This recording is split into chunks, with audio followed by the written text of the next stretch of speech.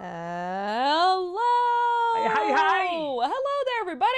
We're back after a little bit of a break because Yeah, Doug had a personal life. sorry. Supposed to be at a wedding. I was the usher. It was my first time being an usher too. It was very intimidating. I'm not gonna lie. Oh, really?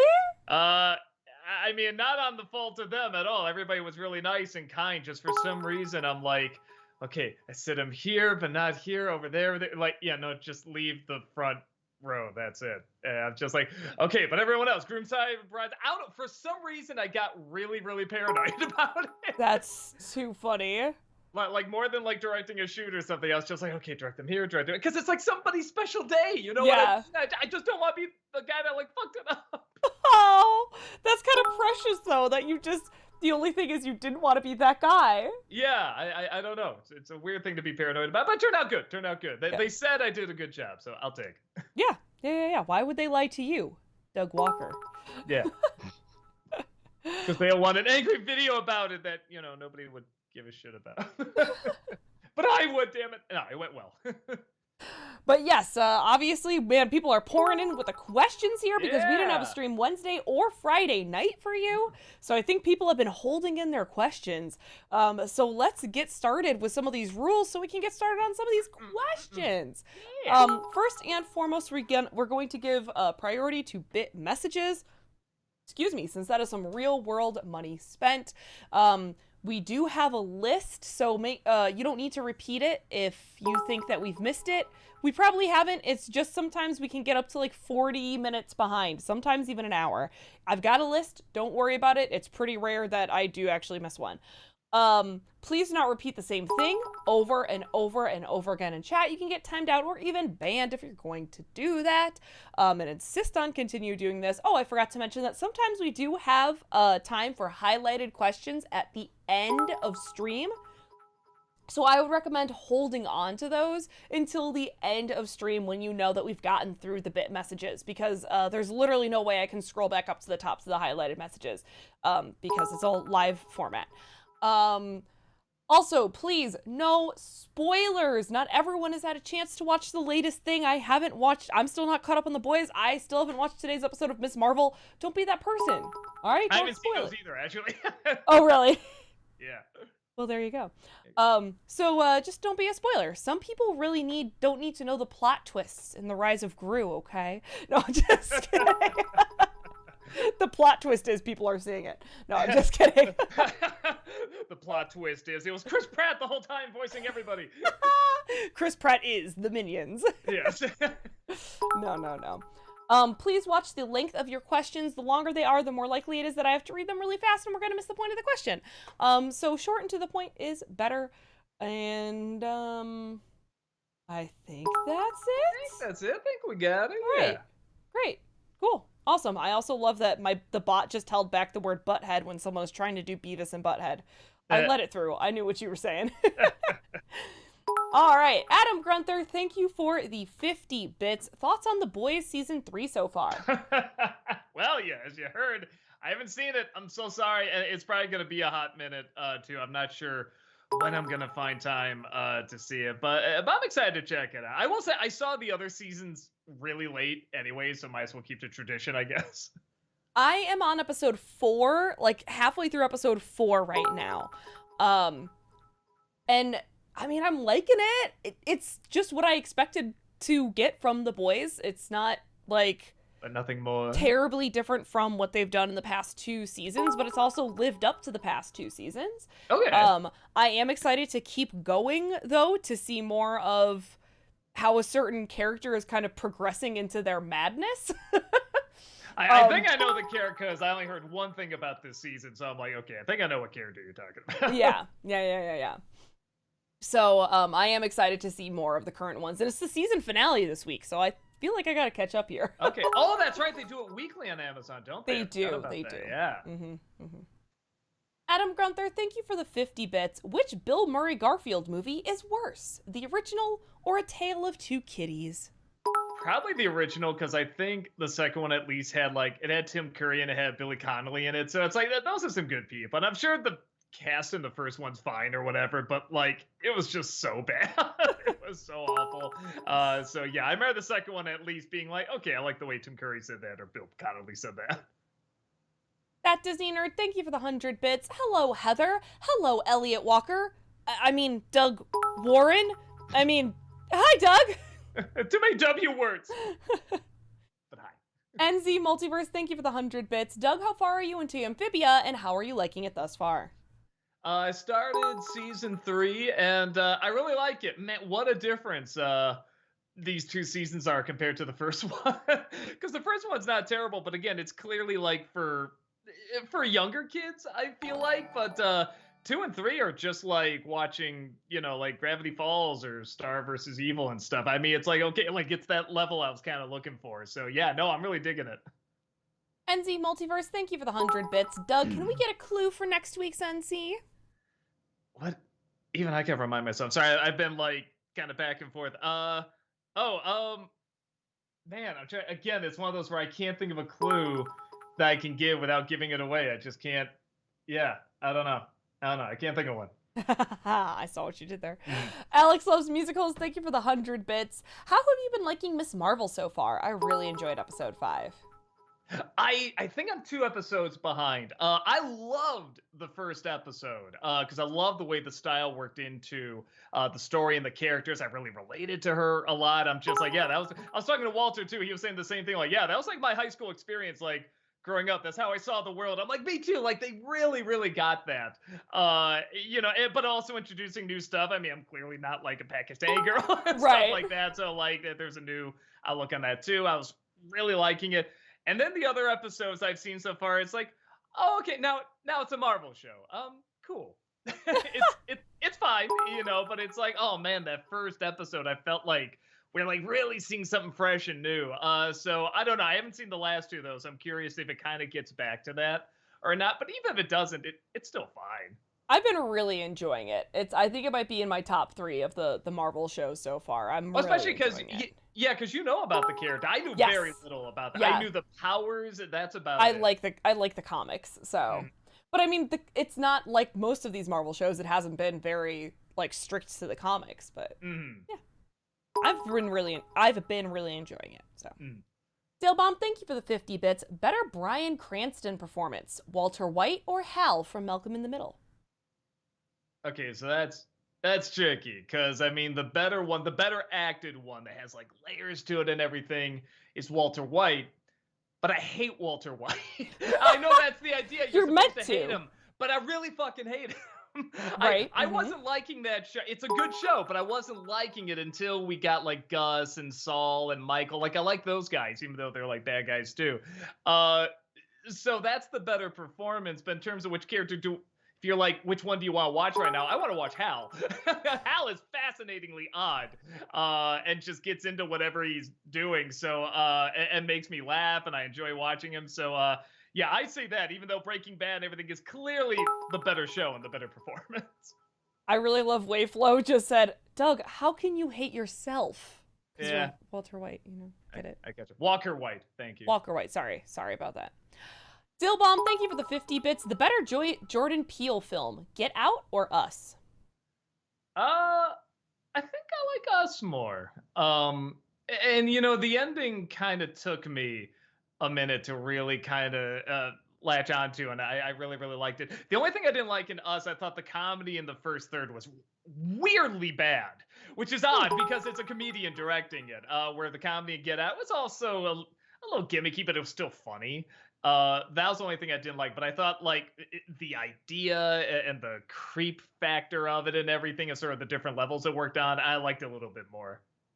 Adam Grunther, thank you for the 50 bits. What's the worst a movie for you that has a super talented cast that was absolutely wasted? For me, it's Annie. That movie had Carol Burnett, Albert Finney, Bernadette Peters, Anne Rankin, Jeremy Holder, and Tim fucking Curry, and the fact that they wasted it on a kid's musical is such a letdown. Boy, that's actually a really good choice because it's so bad I forget what a good cast it has. Because you're right, that's a fantastic cast. A great director, too. I love Annie. I've tried. I don't even know if I've gotten all the way through it. I've tried so many times. I can't. I didn't even see the remake. Yeah, man, that might be it for me too. The more I think about it, I'm sure there's others, but yeah, that's a pretty good choice. Zelmiran, thank you for the 50 bits. You've been doing a lot of positive NC reviews lately. In a good mood or just a little tired of the negativity for now? I mean, it's nice doing something a little different. There's always something to. It's interesting because NC started off as kind of like a parody of these people that take movies and shows way too seriously. Like this ruined my childhood, and it's like, really, kind of thing.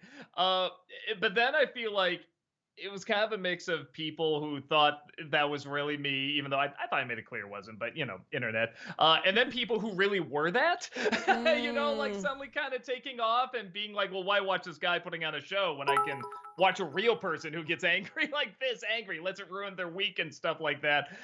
So I felt, yeah, okay, let me just make this like my reactions, but I'll just dial it up. I'll like really make it exaggerated, but that includes positive stuff, like even the first review I did, I think it was like of the first Transformers movie, and I actually really liked it. I was like, this is great, this is phenomenal, blah blah blah. It's just everything turned up. So it was always kind of there. I feel like just the negative stuff was more fun, and you could give it to the character more and get angry and everything. But yeah, and kind of as you said too, it's like there's enough pissed off people on the internet. Let's mix things up a little bit.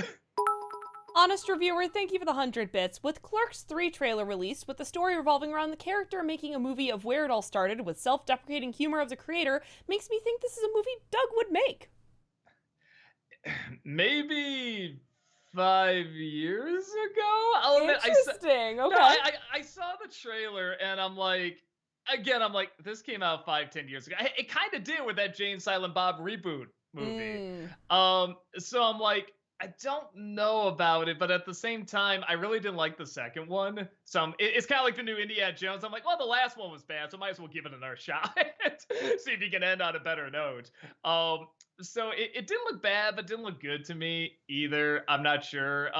Maybe because I really love the first Clerks. I'm always gonna have a soft spot for it. It would be nice to see like if it did go a little bit more, like maybe a little bit more reflective. It'd be interesting if he does that. Like it actually is kind of like the making of the first movie, and Dante is kind of like actually Kevin Smith making the movie. Like that would finally be a spin on the whole meta idea that I feel like everyone's been doing now and kind of doing to death. If he does that and actually makes it really sentimental, I think he might have something. But if it's just another, hey, they did that while making the movie, haha, in joke, I don't know. I think that card's kind of played, but I could be wrong. Maybe there's a new spin he'll find on it.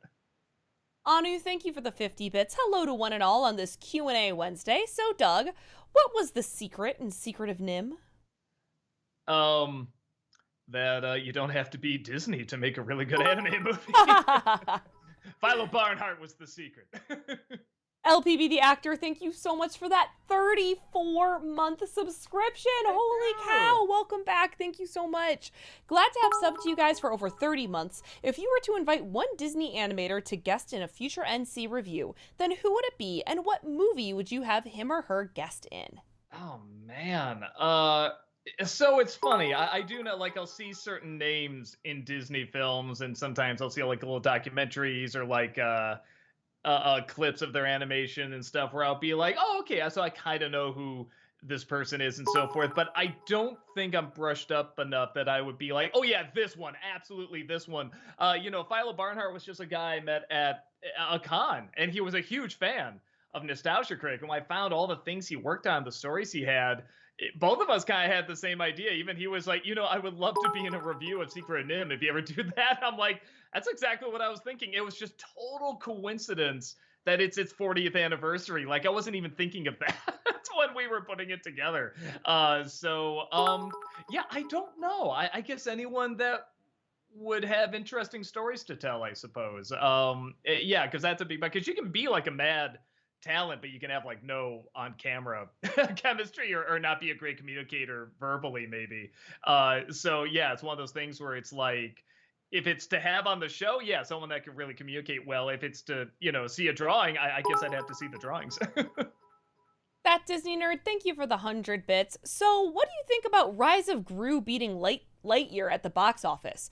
We now live in a world where an Illumination film oh my god, Heather, beats a Pixar film at the box office. What is this world coming to?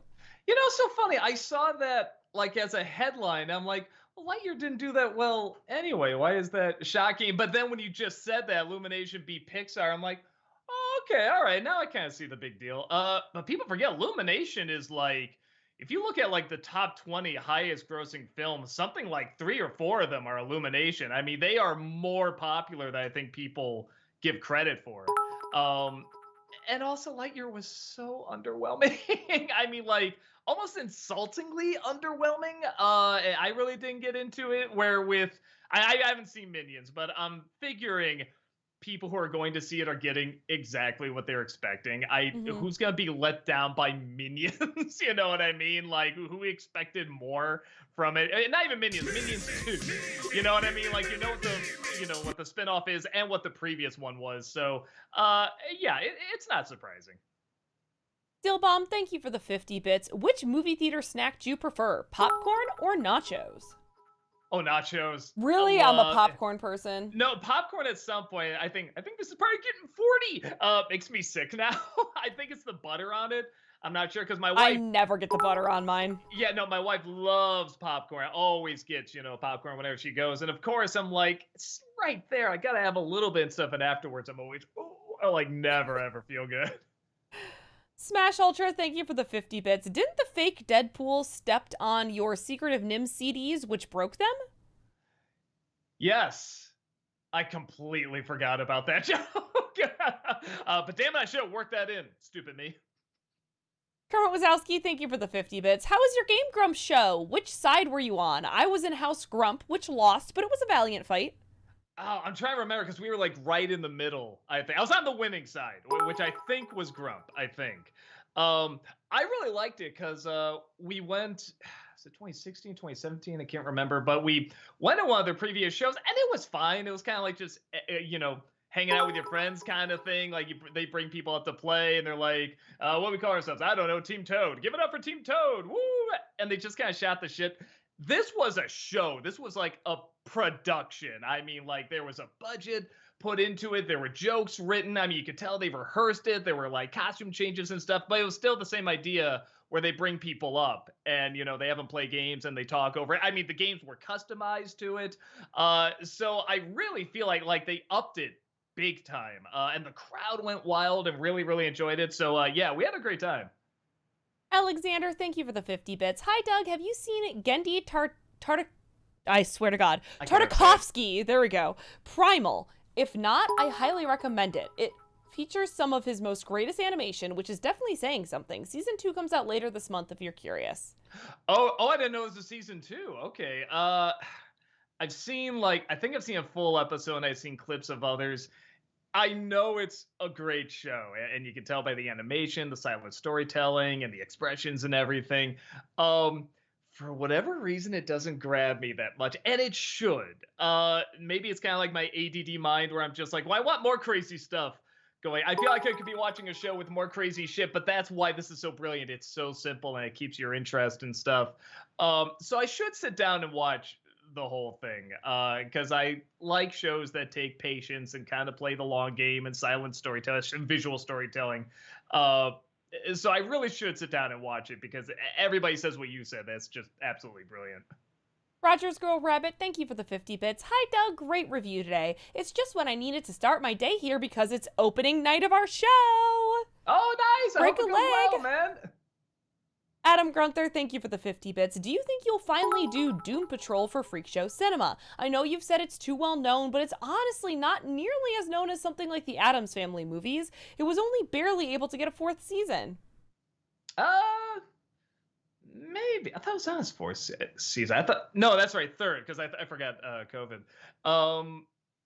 Maybe. I gotta see. There's, it's one of the few things where, because some people say, why haven't you done your favorite movie yet? Why have you reviewed it? There's so much to talk about. At least with a movie, I can talk about a little easier because, again, it's whatever, 2-hour format. Right. But with a show, there's just, I mean, every show is like a brilliant little movie. Mm-hmm. So yeah, I don't even know what angle I would like come at it from in terms of like talking about it. So I don't know. It'd be cool to talk about it, but I just don't even know where I begin with it.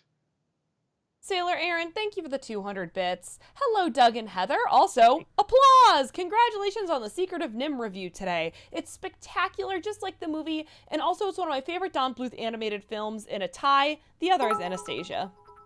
Yeah, no, I still love it, man. Watching it again, guy, it just gets better and better. And then hearing the stories like Philo was saying and stuff like that were just so cool. Yeah, no, thank you so much for that. NZ Multiverse, thank you for the 100 bits. Doug, I enjoyed your review of Secrets of Nim. Even though you've talked about it in the past, you managed to say stuff you haven't before. Hopefully, this will give you some confidence to review Wolfwalkers, or at the very least, a Cartoon Saloon editorial. Yeah, probably at some point. I'd have to think about which one. Again, like maybe just an editorial on the company. The more I think about it, might make sense. Yeah, we'll see.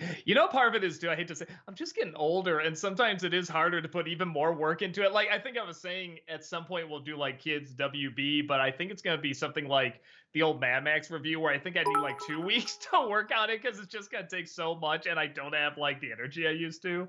That does play a factor, and kind of the same thing with Doom Patrol, where I feel like I could talk more easily about it when I had a little bit more energy. But yeah, time does drain you a little bit. Alexander, thank you for the 50 bits. Hi, Doug. Have you seen Minions: The Rise of Gru yet? If so, can we expect an untitled review show soon? I'm curious to know what you think. Personally, I thought it was okay, probably the best of the series since the second film, and the soundtrack was fantastic. No, I haven't gotten a chance to see it. And again, I don't know when I will because we got Thor coming out. I mean, there's just big movie after big movie coming out. So I'm not sure when I'll get a chance. It might be one of those like I'll just have to wait for it to come out on streaming and maybe just give a fast little vlog review of it or something like that. So we'll see. I don't think I've ever done the other ones. Or maybe I did. I think I did the third one and maybe Minions. I'm not sure. I mean, I don't think it's something people are expecting. Like, we know your thoughts on the other ones. So we'll see though. Alex loves musicals. Thanks for the 100 bits. Without spoilers, what are your thoughts on the Kenobi show? Never been a prequel fan, but I enjoyed the second half of the show, especially the scenes with Vader. Yeah, I get people are all over the map with it. I get like some people love it, some people hate it, some people are like okay hating it, okay liking it. I thought it was like a Shyamalan show myself. Like it was one of those where to me it was just kind of so awkward. It was hilarious, but again, I don't know how many people are on the same boat because I kind of thought the same thing as Eternals, and most people either thought that was okay or like, yeah, it's bad, but it's not the worst. So I don't know. There's some things that just really, really make me laugh. But the one thing I do say, it is odd because that director has done nothing but quality work. So it's really fascinating that this is something that does not seem up to the same quality. And I'm wondering if it's because they were all directed by the same person, because that doesn't usually happen with a show. And I'm hearing it was originally a movie that they then stretched out. So I'm wondering if she was going to do the movie and then they're like, oh, well, let's turn it into a show. That'll be better or whatever. And like just somehow something got lost in communication there. Because again, when I looked up her stuff, I'm like, this is like, she's directed episodes of shows that just have no bad episodes. Like it would stand out if something was bad. So like, I would love to know the behind the scenes story. Yeah. For sure, for sure. Danny R., thank you for the 50 bits. Would you ever consider reviewing Dude, Where's My Car or Goodfellas? They're so similar. Man, what a pairing. Goodfellas, I think, kind of speaks for itself. I don't know what I could add to it that everybody else hasn't added to it. I never have seen Dude, Where's My Car? Nor have I. Yeah, maybe I should.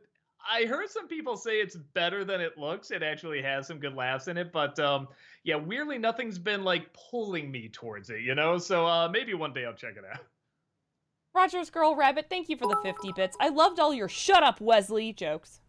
Especially it was just a last minute thing where the house is drowning and the kid's like, "Get us out of here!" Shut up, Wesley. I'm like, yeah, I'll be a dick and put that in there. Zelmiran, thank you for the 50 bits. NC recommendation, Ghost World. Shed some light on this hidden gem, please. Man, that's another one where I feel like could I bring anything new to it? But I actually feel like I could because when I first saw it, I didn't dislike it, but I didn't really get into it. I was expecting something else. And then as I got older, I'm like, ah, shit, this is brilliant. This is like really, really smart. So it might be interesting to talk about that experience, like sort of my mind changing over time. So maybe. I don't know if anyone would click on it though either. Adam Grunther, thank you for the 50 bits. Who's your favorite character in the Aqua Teen Hunger Force? For me, it's the Plutonians for just how pathetic and hilarious they are shown to be. I think I like Frylock. There's just something about him trying to be like. It's so rare that the voice of reason is like the most interesting character. Okay. But there's something about the way he does it. He just has a I'm just so done with this attitude towards everything, but he's not like so pissed off at everything that he always freaks out. He's just like, nah, I'm done. Of course, this doesn't surprise me. Okay, cool. All right, so we gotta do that. Well, why'd you do that? He's like an exhausted parent. I think that's why I like him. LPV the actor, thank you for the 50 bits. I think it'd be awesome to have people from a movie come in and provide some interesting behind the scenes facts on a movie, providing they don't eat you alive. Well, that was fun too when I was when we were talking about it, because I'm thinking like, well, how do I get him into the review? And just this weird ass idea popped in my head, and I just emailed it to him. I'm like, all right, just it's okay if you say no to this. My feelings aren't gonna be hurt. But what if you're like an insect that's just been there, like there's a hive of you, and you're just slowly eating us, and you're only telling stories just to eat us? I just had a feeling he'd be down with it because he likes really weird stuff. If you ever check out his artwork and stuff, like he does like the nice, pretty Disney stuff, but he'll do like some weird, twisted, dark shit. And I just had a feeling he'd be into it. And he was just, oh my God, that's so much better than like a regular interview. Yes, yes, I'm totally down for it. Oh my God. So I was really happy he was on board for that. Talkative Carl, thank you for the 50 bits. I've been watching this video where a Japanese man and an American compare fast food in our respective countries. Heather, since you've mentioned / humble bragged about living in Japan, have you tried the McDonald's or KFC there? Yeah, many times. Are they different? It's different, and it is delicious in Japan.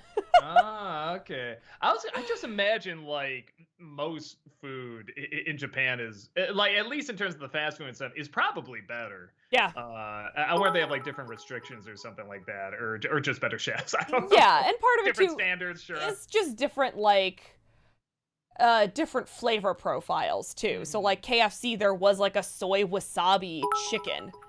That was really good. It was like spicy, good, salty. actually, yeah. There's a fried shrimp and ebi burger in McDonald's in Japan that was really good, having like a fried really shrimp good burger. until you said McDonald's. Yep. But it was maybe good. Japanese McDonald's, yeah, it could be different. Yeah. But yes, they're different and delicious in Japan. Adam Grunther, thank you for the 50 bits. Of the 4 major James Gunn superhero productions, which of the main villains is your favorite? Ronan, Ego, Peacemaker, or White Dragon, Peacemaker's father? I have a soft spot for Ego. I don't know, just about everything in Guardians 2 I really, really liked, and it's hard to explain. Just something about it like really, really grabbed me. I just think of something about the visuals just so tied into like the emotions and the storytelling. Like whenever I think of it, I think of that big climax. I think of like the 2 sisters fighting with like crashing her ship into the other, and the other getting like the ship's gun and shooting. But then afterwards, they just kind of sit down and they just talk, because that's like what siblings do and stuff. And I don't know, it's just like the visuals and the emotions were just so hand in hand in that movie that I think I associate. And even the fight with Ego, it's kind of like a fight with, your father. It was your father, but it wasn't your daddy. Like, there's just so much going on that I feel like is represented visually as well. Zelmiran, thank you for the 50 bits. NC recommendation, The New Adventures of Pippi Longstocking. Don't know if I saw Pippi Longstocking movie when I was younger. Hold on, New Adventure. Let me see if it's the one I'm thinking of. Yeah. Pippi Longstocking. Because I know there's been several versions of Pippi Longstocking. Oh, that's the one I grew up with. Okay. I don't remember it that well. I might check it out just to check it out. I remember my mom, for whatever reason, really didn't. She was super protective about the movies I saw, and she was like, well, she's doing stuff kids shouldn't do, so I don't want you to see it. It was really odd. Huh. Pippi Longstocking was doing, but she let me see like Return to Oz and all that other shit that like scared the shit out of Interesting. everybody. But she thought Pippi Longstocking was gonna be too much for me. It was weird. So I should check it out. 'Cause I never had seen it. Danny R, thank you for the 50 bits. The world is about to end. Doug, quick, do your Fisher Stevens impression. I'm already blanking. Wait. Fisher Stevens. I'm already forgetting. Okay. Fisher Stevens. Where's that? That guy. Oh, am I doing it right now? Am I doing it just by being? Oh, no. It's the dude from Short Circuit. Okay. God, man. He's got like a tiny neck. Holy shit. Look at pictures of this guy. His neck's really tiny. Okay. Hi, honey. What's for dinner? Great, fantastic. Adam Grunther, thank you for the 50 bits. What are your thoughts on The Goonies? You know, I like it. That's another one for some reason it didn't like grab me as Really? much. The Goonies? And it should. It really should. Really? That is fascinating to me, Doug. Because I knew all those kids, those type of kids. I love the way they talk over each other. They feel like real kids and stuff. But I don't know. Maybe I'm not. Maybe just them kind of going into like little caves and muddy caves, and then they find a pirate ship. Maybe that's what never grabbed me. I'm just like, I don't care if they find treasure or whatever. Like, give me some cool shit to see. Like Return to Oz, I mean, it's just this weird fucking world where all this crazy shit's going on. Fly the Navigator, like you're flying a spaceship. Goonies, you find a treasure map and a pirate ship. Okay, neat. I guess. I don't know. I love the characters. I wish they were in an adventure I could gravitate towards more. But the movie's not bad. That's just my personal taste. I love that Talkative Carl just says, let Rob do the truffle shuffle. That image really got me. Rob doing the truffle shuffle. Dillbomb, thank you for the 50 bits. What's your favorite Spielberg film past the year 2000? God, I can't. It's one of those where I gotta look up like what movies he's done. Huh? Steven Spielberg. Oh no, I should look up the IMDb. That's what I should do. I'm trying to think of one that's. I guess like one that I really loved. I'm trying to think. Why am I spelling his name wrong?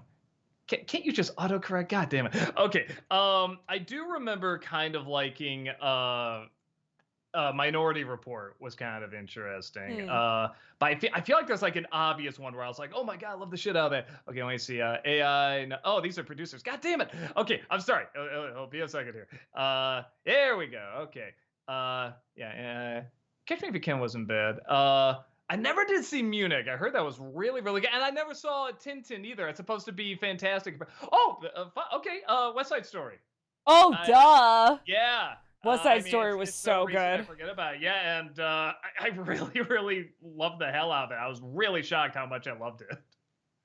Alex Loves Musicals, thank you for the 100 bits. What are your thoughts on the Hocus Pocus 2 teaser? I think it looks like it might be a fun movie. I grew up with the first one. I guess there's a lot of people who aren't looking forward to it. Like I went to this shop called Ghoulish Mortals, where they have like sections dedicated to like the Haunted Mansion and Cthulhu. It's a really cool shop if you haven't seen it before.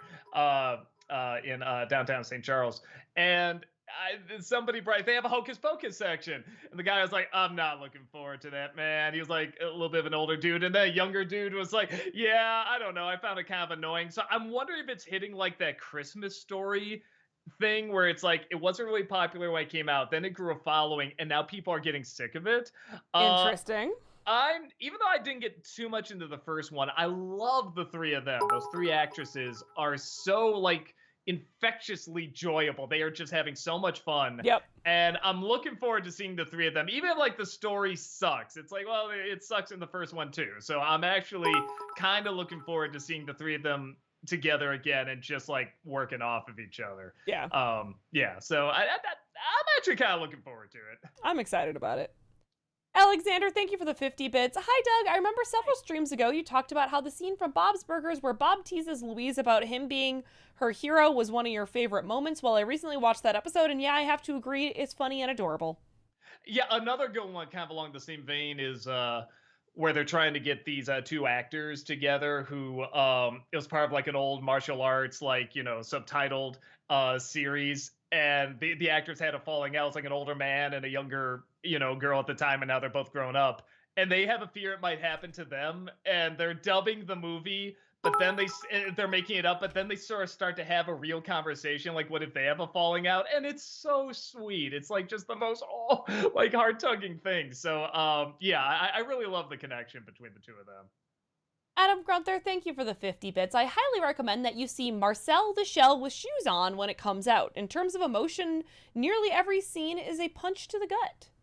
God, it's so funny for whatever reason. Because I get screeners to some movies and not to others and stuff. And for whatever, I just got a million for this goddamn Marcel Shell whatever movie. Whatever that is. I didn't even know what it was, and I looked it up, and I'm like, oh, okay, it's this cute YouTube video that for some reason has like a bajillion views.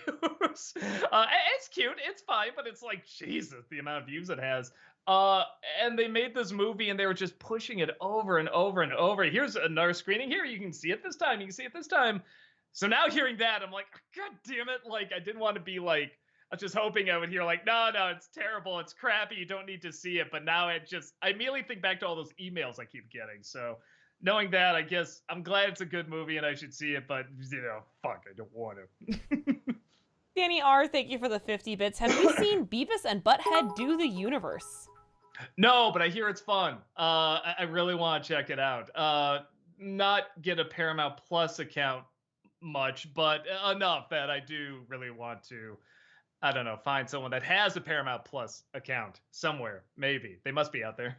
They exist. I have access to a Paramount Plus account that I do not pay for, but... Okay, well, maybe I'll hit you up to see Beavis and Butthead. Anu, thank you for the 50 bits. Have to say, I'm a big fan of Treasure Island in general, so I'm going to ask, have any of you heard of Legends of Treasure Island? It have a Don Bluth-esque vibe.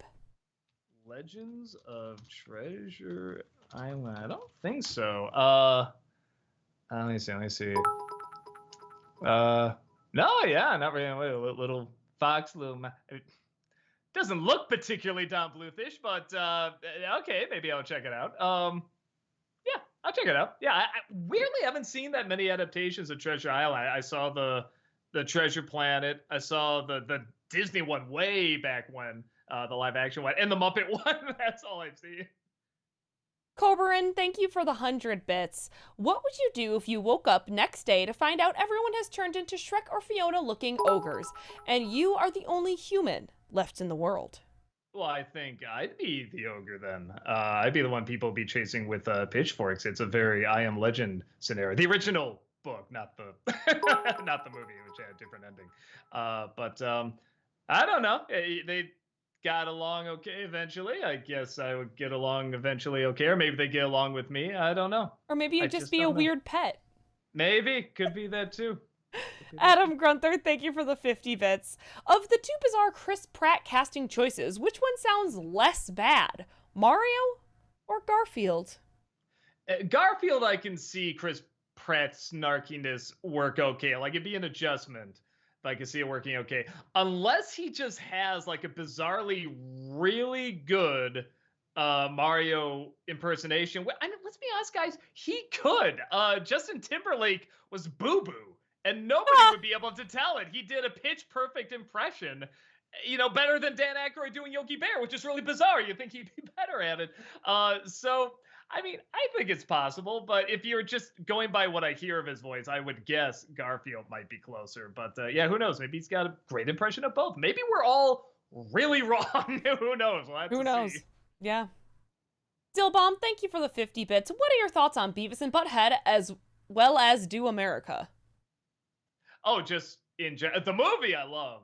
The show was maybe I gotta see it again. It was a little hit and miss for me. There were times where I'm like, okay, I get the joke, but you could say something. I think during the music videos especially, there's times where I'm like, okay, you could say something a little funnier. Like I get that's the idea. It's kind of the dumb Gen Xers feel like, oh wow, but I'm like, they could say something a little funny. Whenever it was the actual like just show going on where they're like interacting with people and stuff like that, that was usually pretty fun. But yeah, I mean, it doesn't mean I didn't watch like all the episodes when it came out on MTV. I still watched it. I had a good time. But yeah, I do remember several times being like, yeah, maybe there could be something a little funnier here. But man, when it was funny, it was just so fucking funny. Dillbomb, thank you for the 50 bits. Oh, I just read that. Sorry. Kevin Lane, thank you for the 50 bits. I see you followed my suggestion of review for The Secrets of Nim. I haven't watched it yet, so does it have you know who in it, I think is what they meant to say. No, but it has a different. You may not know.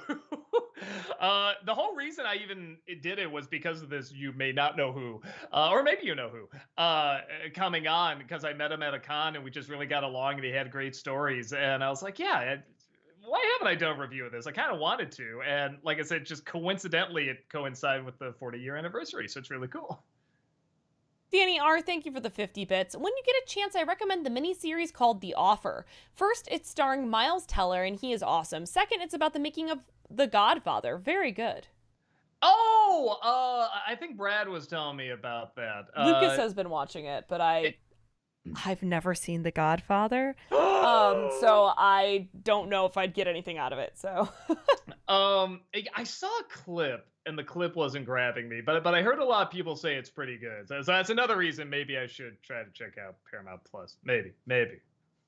Talkative Carl, thank you for the 50 bits. I have a sneaky feeling that in another universe, there's a Malcolm Mordew, Captain Tamra Carter, Black Bolt Rob, the smartest man in the world, Mr. Jim Tastic, and Professor Doug Xavier. Wait until they meet the Scarlet Heather. Man, who gave you the script for next week? Jesus. Aka Whale, thank you for the 100 bits. Doug, what are your overall thoughts on the Obi-Wan show? Also, do you plan to review the third season of Star Wars Rebels? I'm gonna do a Disney December on Rebels. I think just too much time has passed to get my thoughts on 3 and 4. 3 and 4 kind of blended together for me, but Obi-Wan, I said earlier, I thought was laughably bad, but it was entertainingly bad, and I was saying that does fascinate me because that's a really good director and crew behind it. So in a weird way, I might be more fascinated by the making of that show than the show itself. Fair. Zelmiran, thank you for the 50 bits. NC recommendation, Dick, 1999. It's an alternative take on the history of the Watergate scandal. It's a pretty funny political comedy. If you can't do an NC on it, at least watch it on your own. I probably won't do an NC, but I have heard that's really funny, and it has probably the best Nixon, Dan Hedaya. And I haven't even seen this movie, but I'm just like, no, that guy looks just like Nixon. That guy's born to play Nixon. So it's one of those things where I'm like, yeah, why haven't I seen that? I heard that was actually a really, really good movie. Roroni Rockman, thank you for the 100 bits. It just came over after seeing the Nim review. Fantastic stuff. Oh, thank you so much. Godzilla fan, thank you for the 50 bits. What movie adaptation of a book that you have read was better in movie form than in book form? I read the book of Howl's Moving Castle before I saw the animated Howl's Moving Castle, and that's right. the movie is way better. The book was kind of a slog to get through. Big Fish, which is another one that's not like a perfect movie, but the book's kind of similar. It's just here's a bunch of randomness that like I don't even know if you could argue it has like a story connecting it. Where Big Fish actually did have. I mean, it was a choppy narrative, but it was a narrative. Where the one in the book was just so loose. It was hard to kind of keep your interest. So yeah, I guess that's one.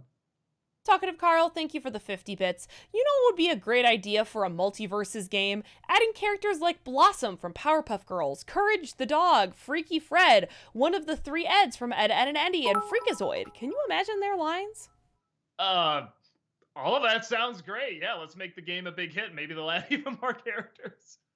Sailor Aaron, thank you for the 100 bits. Also, Doug, I mentioned a couple of weeks ago that my ancestor, Jim Vizina, knew Earp and Holiday owned the Oriental Saloon, and he did his own Crystal Palace Saloon. He also discovered silver mines there. Cool. Yeah, no, that's a pretty cool ancestor to have. That is awesome.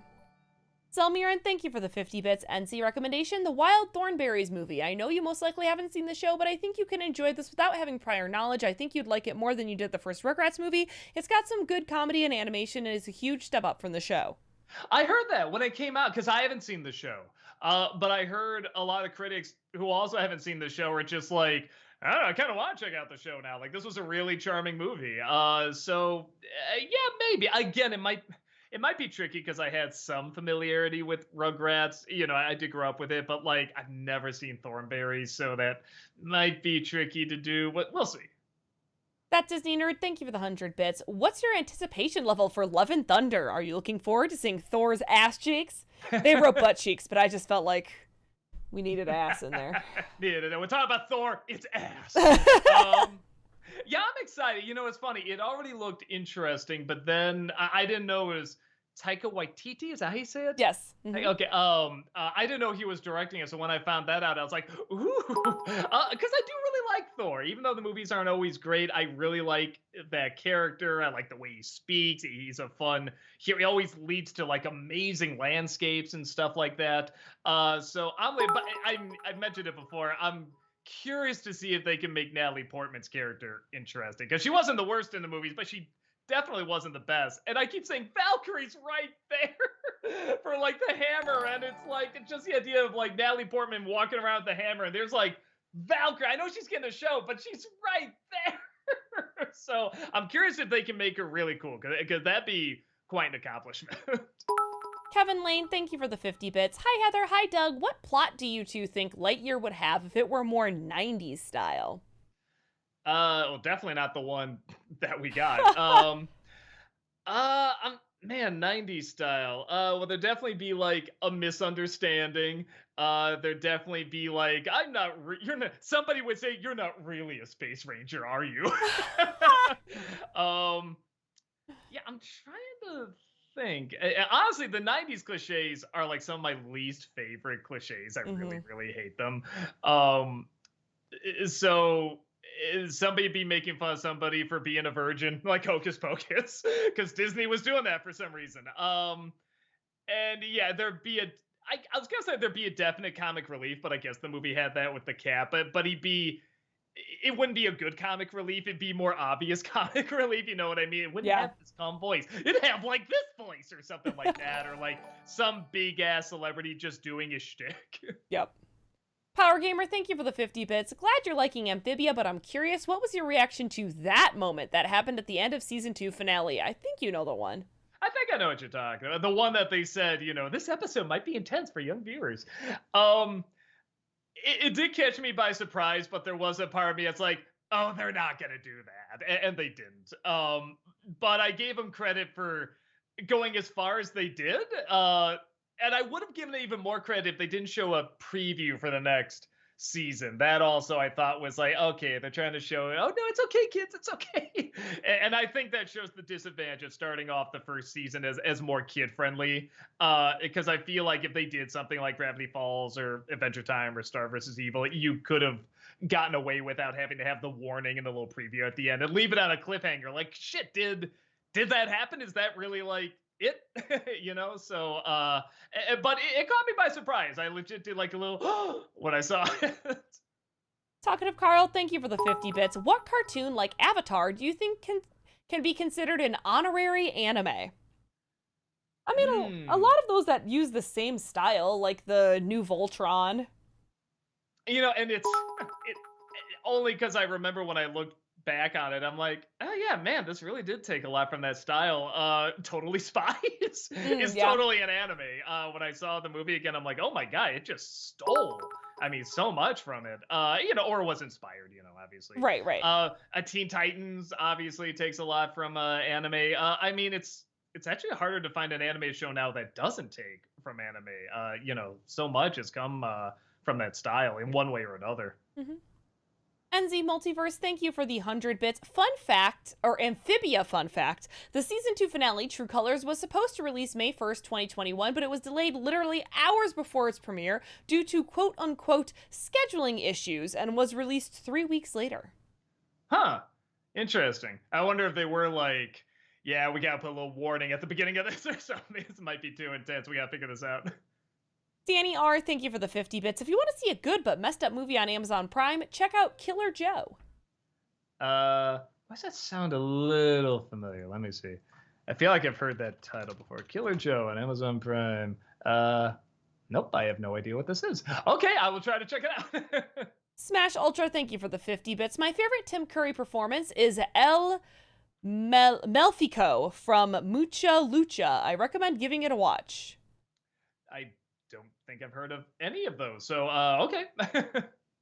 Kevin Kevin Lane, thank you for the 50 bits. What if Grigory Rasputin, Mycroft Holmes, James Hook, and Dr. Connor were to meet and talk about their differences?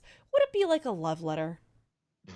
It'd be interesting therapy, group therapy, I think. NC Multiverse, thank you for the 100 bits. Doug, out of all the 3 temples the girls in Amphibia go to, which one was your favorite? Mine was the second temple. Uh, I hate to say it, they're blending together a little bit for me. I'm trying to even remember the one where they make the robots. Was that a temple or not? Like, I can't remember. I remember more like what they learned from it. So I kind of like the one where kind of takes Anne a little bit to forgive was it Hot Pop, whatever his name is. I like that because it shows like, yeah, it isn't always just one episode where everything's okay. Some things do take time, and you're not even aware that it takes time. And I remember them trying to get through the temple while doing that. So I guess that one, because the best lesson was learned. It was the friends we made along the way. Alex loves musicals. Thank you for the 100 bits. What are your guys' thoughts on Stranger Things Season 4? Volume 2 was epic.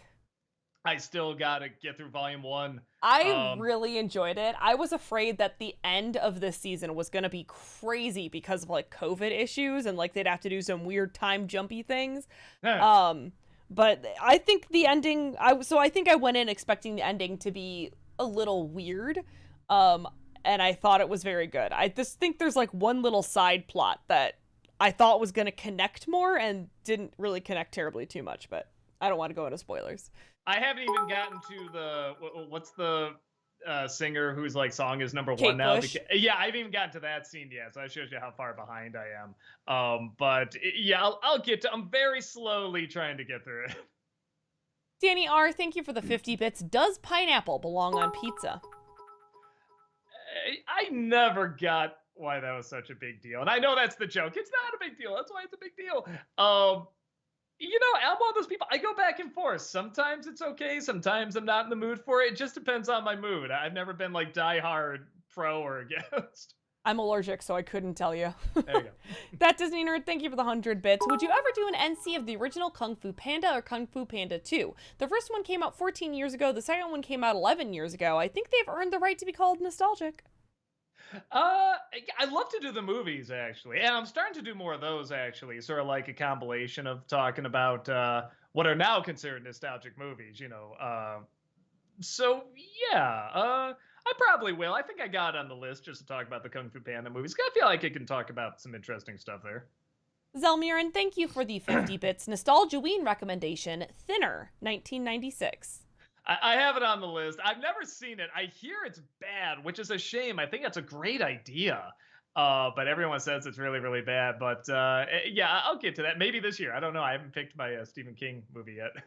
Talkative Carl, thank you for the 50 bits. A week and a half ago on my YouTube feed, there was another trailer for the Thor movie. I didn't watch because I got what I needed from the first official trailer. Who was behind putting these trailers together? They run the risk of giving away the plot.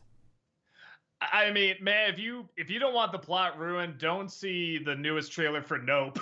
I just feel like I saw the whole movie watching that. But who knows? Maybe I'm wrong. Maybe I'll watch and I'll still be really surprised. But yeah, I just was watching it like, did I just see the whole film like in 2 minutes?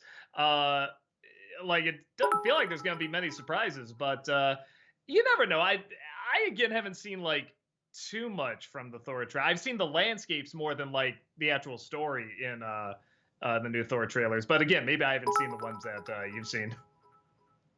Kevin Lane, thank you for the 50 bits. I think that in Japan, one can buy wooden tokens from vending machines and trade them for meals in restaurants. What do you think, Heather? Yeah, that's a thing. I never had one with wooden tokens, but you would like go up to a machine, like choose the picture of what you would like to eat, and it would spit out a ticket, and then you just take the ticket to the counter. So is the wooden token the ticket, or is it actually like a little... they would. Okay. I mean, I think that in older places, you would get like a token instead of a ticket. Okay. But most places just have ticket machines now. Well, not most places, but restaurants that operate in that way use tickets instead of tokens.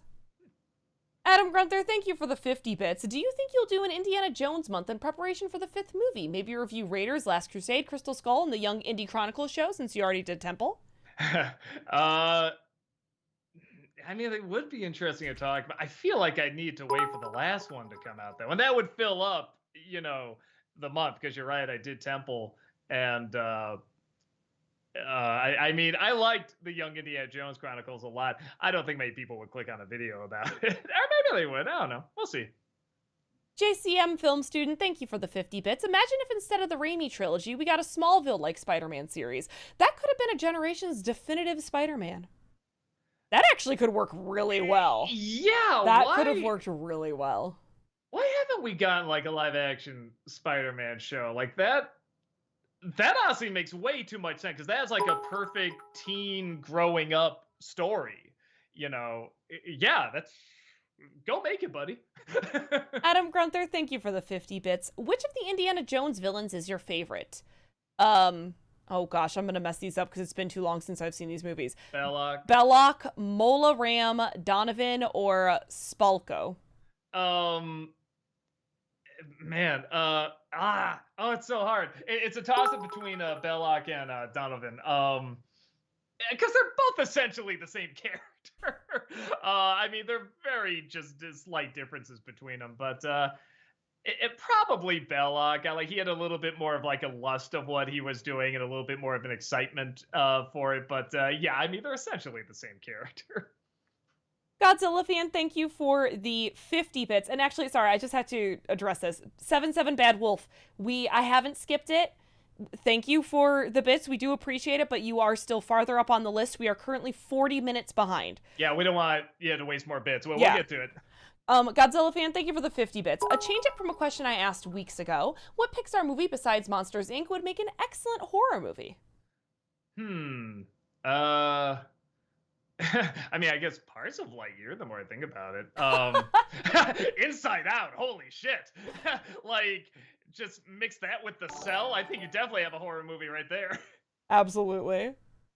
Orlando Garcia, thank you so much for that 24-month subscription. Welcome back, appreciate that.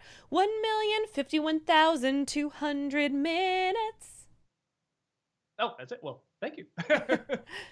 NZ Multiverse, thank you for the 100 bits. Doug, I'm happy Amphibia has hooked you. True Colors is one of the most emotional episodes I've seen in recent years. The animation and music is movie-level quality. Yeah, and, you know, so it's funny when you said that scene. One scene came in my mind, and then I'm like, well, it could be another scene, actually, too. Again, without giving away too much, what Anne does, I don't think that gives away anything, was another legit surprise to me. I was legitimately like, oh, we're doing this kind of story. Okay, I really did not see that coming. Okay, and it was kind of a nice surprise, and I'm glad they haven't given away too much in season 3 either yet. They're kind of building up to it. So yeah, no, it's well put together. GTA Joker, I don't see any. I haven't skipped any questions. Sorry. Talkative Carl, thank you for the 50 bits. I'm getting annoyed with people throwing around the term turn off your brain / dumb popcorn movie when discussing bad films. It's like giving legit bad films an excuse for bad writing and lowering the general audience standards. Half of the Fast and Furious movies are the equivalent of jingling keys in front of babies, not asking for Godfather quality, but come on. No, I'm one of those. So first of all, if you ever hear a celebrity or a director say it's a popcorn movie, a turn your brain off movie, that's concern. If you hear an audience member say that, there could be something to it. 'Cause I love a good turn your brain off movie, but that doesn't mean it doesn't take brain power to make a good one.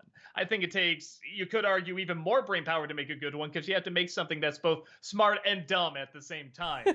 Something that's going to keep your interest and sort of, you know, challenge a relaxed, silly part of your brain, but not put it to sleep either, you know what I mean? And do something that's gonna like get the dopamine levels going. Oh, this is fun, which is trickier than it sounds. So yeah, I think there is ironically brain power to making a turn your brain off movie. Danny R, thank you for the 50 bits. What is a movie that you should hate but you can't help but like?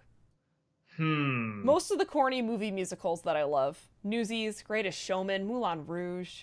I guess, you know, Greatest Showman, I'll put that on there. Yeah. And I know it's not a good movie, but it is so entertaining. And I just love it. I love the passion behind that film. They are just throwing everything at you, every frame of film, and I don't know, I can't help but appreciate that. It made me smile in just the right way. Kevin Lane, thank you for the 50 bits. In season 3, episode 8 of Rick and Morty, there was a character called Mr. Lunas. He became the topic of much controversy. What do you two know? I'm trying to I remember know nothing Mr. of Rick and Morty, Oh, sorry. I don't know if I've seen the new. No, I haven't seen this season. I don't think. Rick and Morty. I don't. If this is the newest season, I don't think I've seen that. So yeah, sorry. Do not have a frame of reference yet, because I keep forgetting there's even a new season I gotta check out. Anu, thank you for the 50 bits. Without getting hurt, which Universal monster would you hang out with? I might choose the Brides of Dracula. Maybe just Dracula. I was gonna say maybe on that note, maybe the Bride of Frankenstein, because she just barely even had a chance to live. I mean, it's technically her second chance living, but she barely got a second chance to live. You know what I mean? She just got and that's it. It's like, oh, what were you about? I don't know what you're about. So maybe I do that because I know what the other monsters are about. I don't know what she's about. Orlando Garcia, thank you for the 100 bits. Did any of you guys try out Cuphead the Delicious Last Course yet? Spoilers, Studio MDHR haven't lost their magic. No, I haven't even played all through the first. Yeah, I haven't either. I think that's one of the first things we streamed on here for Rob and I when we were like answering questions and playing games and stuff like that. So yeah, no, I haven't. But man, I still love looking at it, man. That animation, the creativity behind it is just so stellar. Danny R, thank you for the 50 bits. Would you ever review That Thing You Do? You know, I've never seen it. I know the song. And everyone said, "Oh, that is such an okay movie." Like, I never heard anyone praising the hell out of it, so I never checked it out. But maybe I should, because it looks like an okay movie. Crush Level, thank you for the 50 bits. Hey, Doug. Oh no, the enter accidentally got hit, so it just says, "Hey, Doug, watch it." Well, we'll see you in a minute then. Sorry. Orlando Garcia, thank you for the 100 bits. Good God, Doug. Why must you have Captain Spaulding plastered behind you? I wonder if I can do the face, just like I don't know if that works. But yeah, that's at that Ghoulish Mortals place. This whole place is like designed. It's like the best part of Artist Alley at a con. I mean, there's like all these little warped dolls and great drawings, and they all have, like I said, like a theme. Like, here's the creepy circus part. Here's the Cthulhu part. Here's the medical abominations part. Here's the 80s slashers part. It's so good. So yeah, I got a couple. There's a great Exorcist picture here too. I don't know if you can see it, but that one's really great too. Oh yeah, and then the whatchamacallit? Oh, why am I blanking out? The Stephen King Creep Show. Yeah, I got 3 bits of art there, and I wanted to get so much more, but I'm like, okay, I gotta wait till I come back because they're expanding. It's doing so well. Sorry, I'm really excited about the story. Zelmiran, thank you for the 50 bits. Please do Dolls 1987. It is perfect for a Freak Show Cinema episode. I'm trying to think if I saw that, man. I've never seen the cover of it. I don't think I saw the film. I should. It looks pretty enjoyable. I should give it a chance. Danny R, thank you for the 50 bits. I don't understand why you like the movie Dune so much. Isn't it just about people farting in the desert? And pissing. It's about water. Come on. I guess that's one way you could look at, but on the plus side, it's about people farting in the desert. Who wouldn't want to check that out?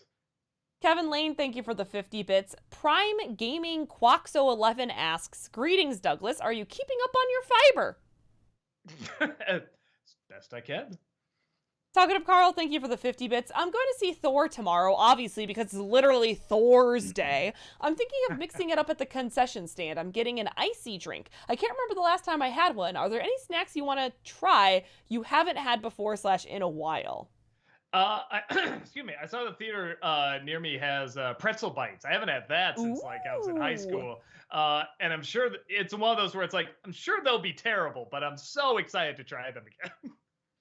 NZ Multiverse, thank you for the 100 bits. Doug, another one of my favorite things about Amphibia is how the 3 girls are connected to the themes of wit, heart, and strength. I connect with that so much as it's such a valuable and universal idea that makes the show more than what it is on the surface.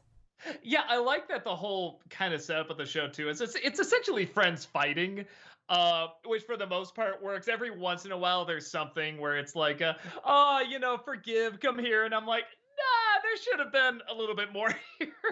Like this is more than just fighting. This is like people dead kind of thing. But yeah, I like for the most part, I think it works, and all those characters work well together. Strider for Life, thank you for that 13-month subscription. Welcome back. Appreciate that. Thank you.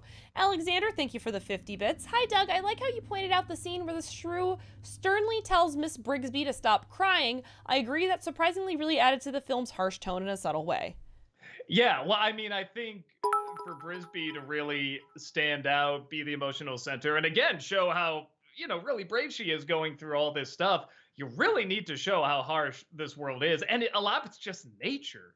I mean, that's just like nature they're trying to survive in, which is, just super, super rough. So, yeah, no, it just, I don't know. The more and more we get other films, there's a lot of great films for kids out there and animated films and stuff, but the more and more you kind of go back to like just that that rough environment that they created back then, just man, it's just so good, still so good. Orlando Garcia, thank you for the 100 bits. They just dropped the trailer for Clerks 3. Kevin Smith and the crew have got some galaxy-sized shoes to fill.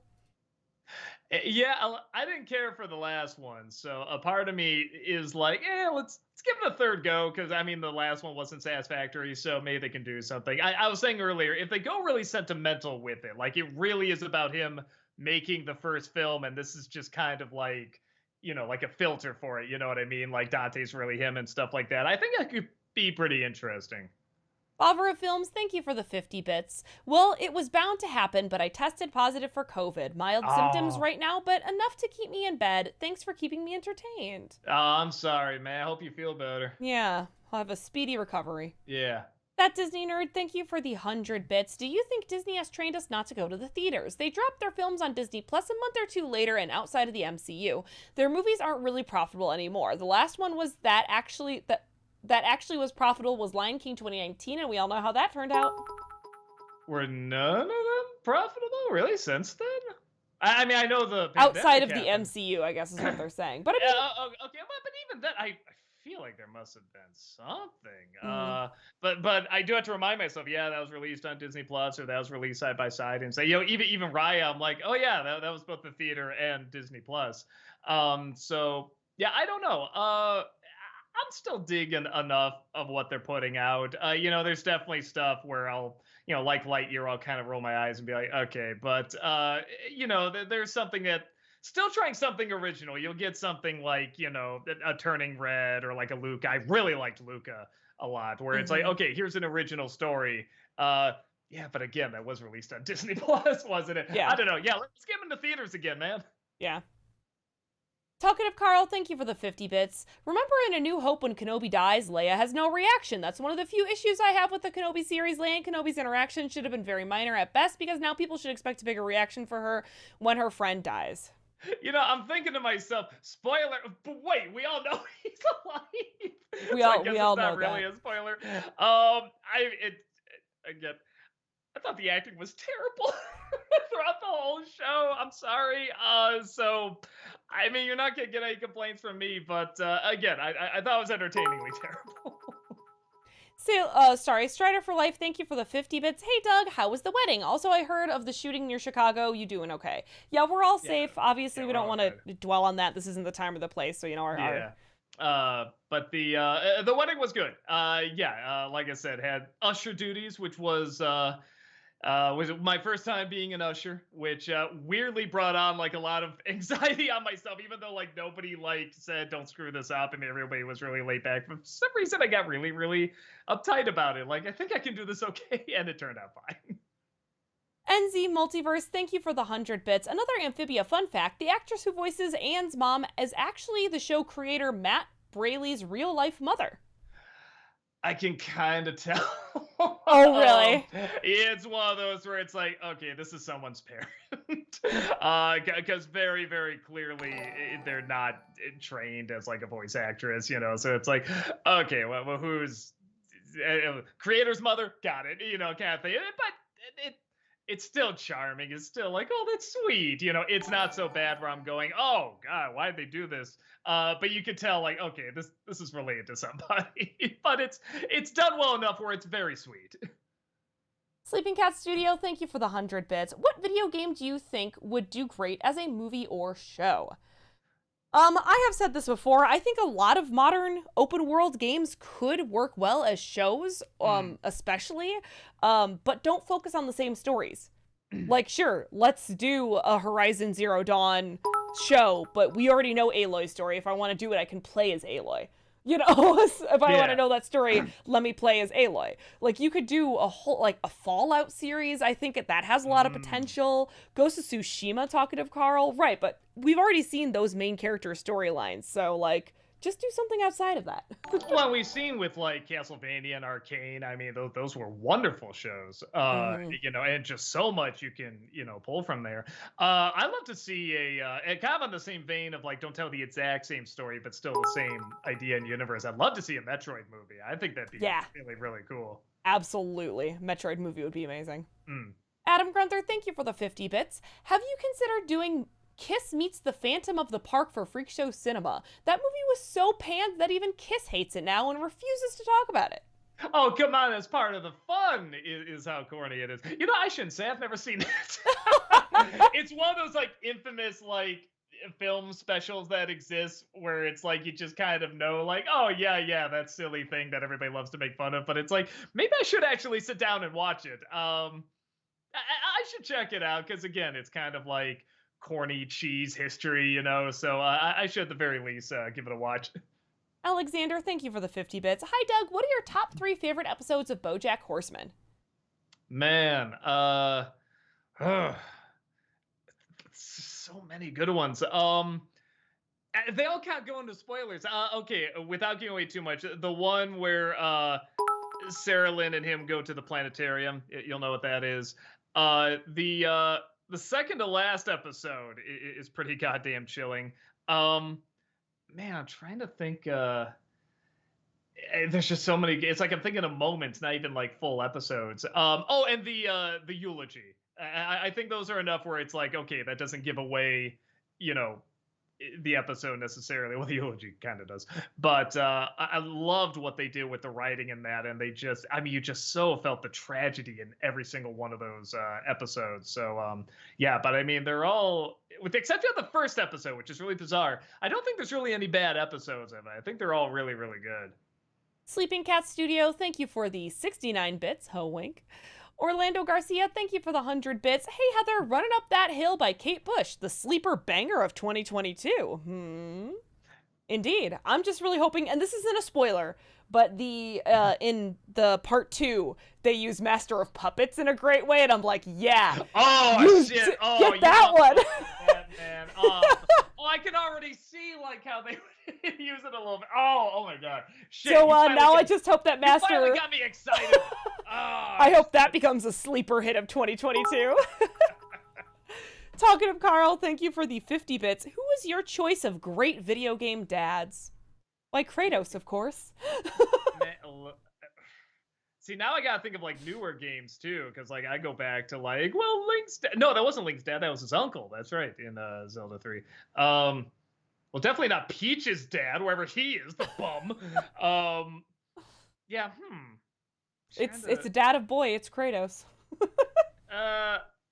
I mean, I guess it doesn't count, but I think in the dude in Last of Us, he's not technically her dad. Oh, like, Joel? Yeah, come on, he practically All is. right. Come on, Interesting. All right. kinda. NZ Multiverse, thank you for the 100 bits. Doug, could you do an NC for the Three Stooges movie that came out in 2012? I have it on the list. I haven't seen it, but a lot of people have asked me to talk about it. I guess there's both good and bad things in it, which I'm really, because it just looks like it'd be a terrible movie, but a lot of people say there's actually some good stuff in it. But yes, there's some horrendous stuff in it too. I know about the Jersey Shore stuff.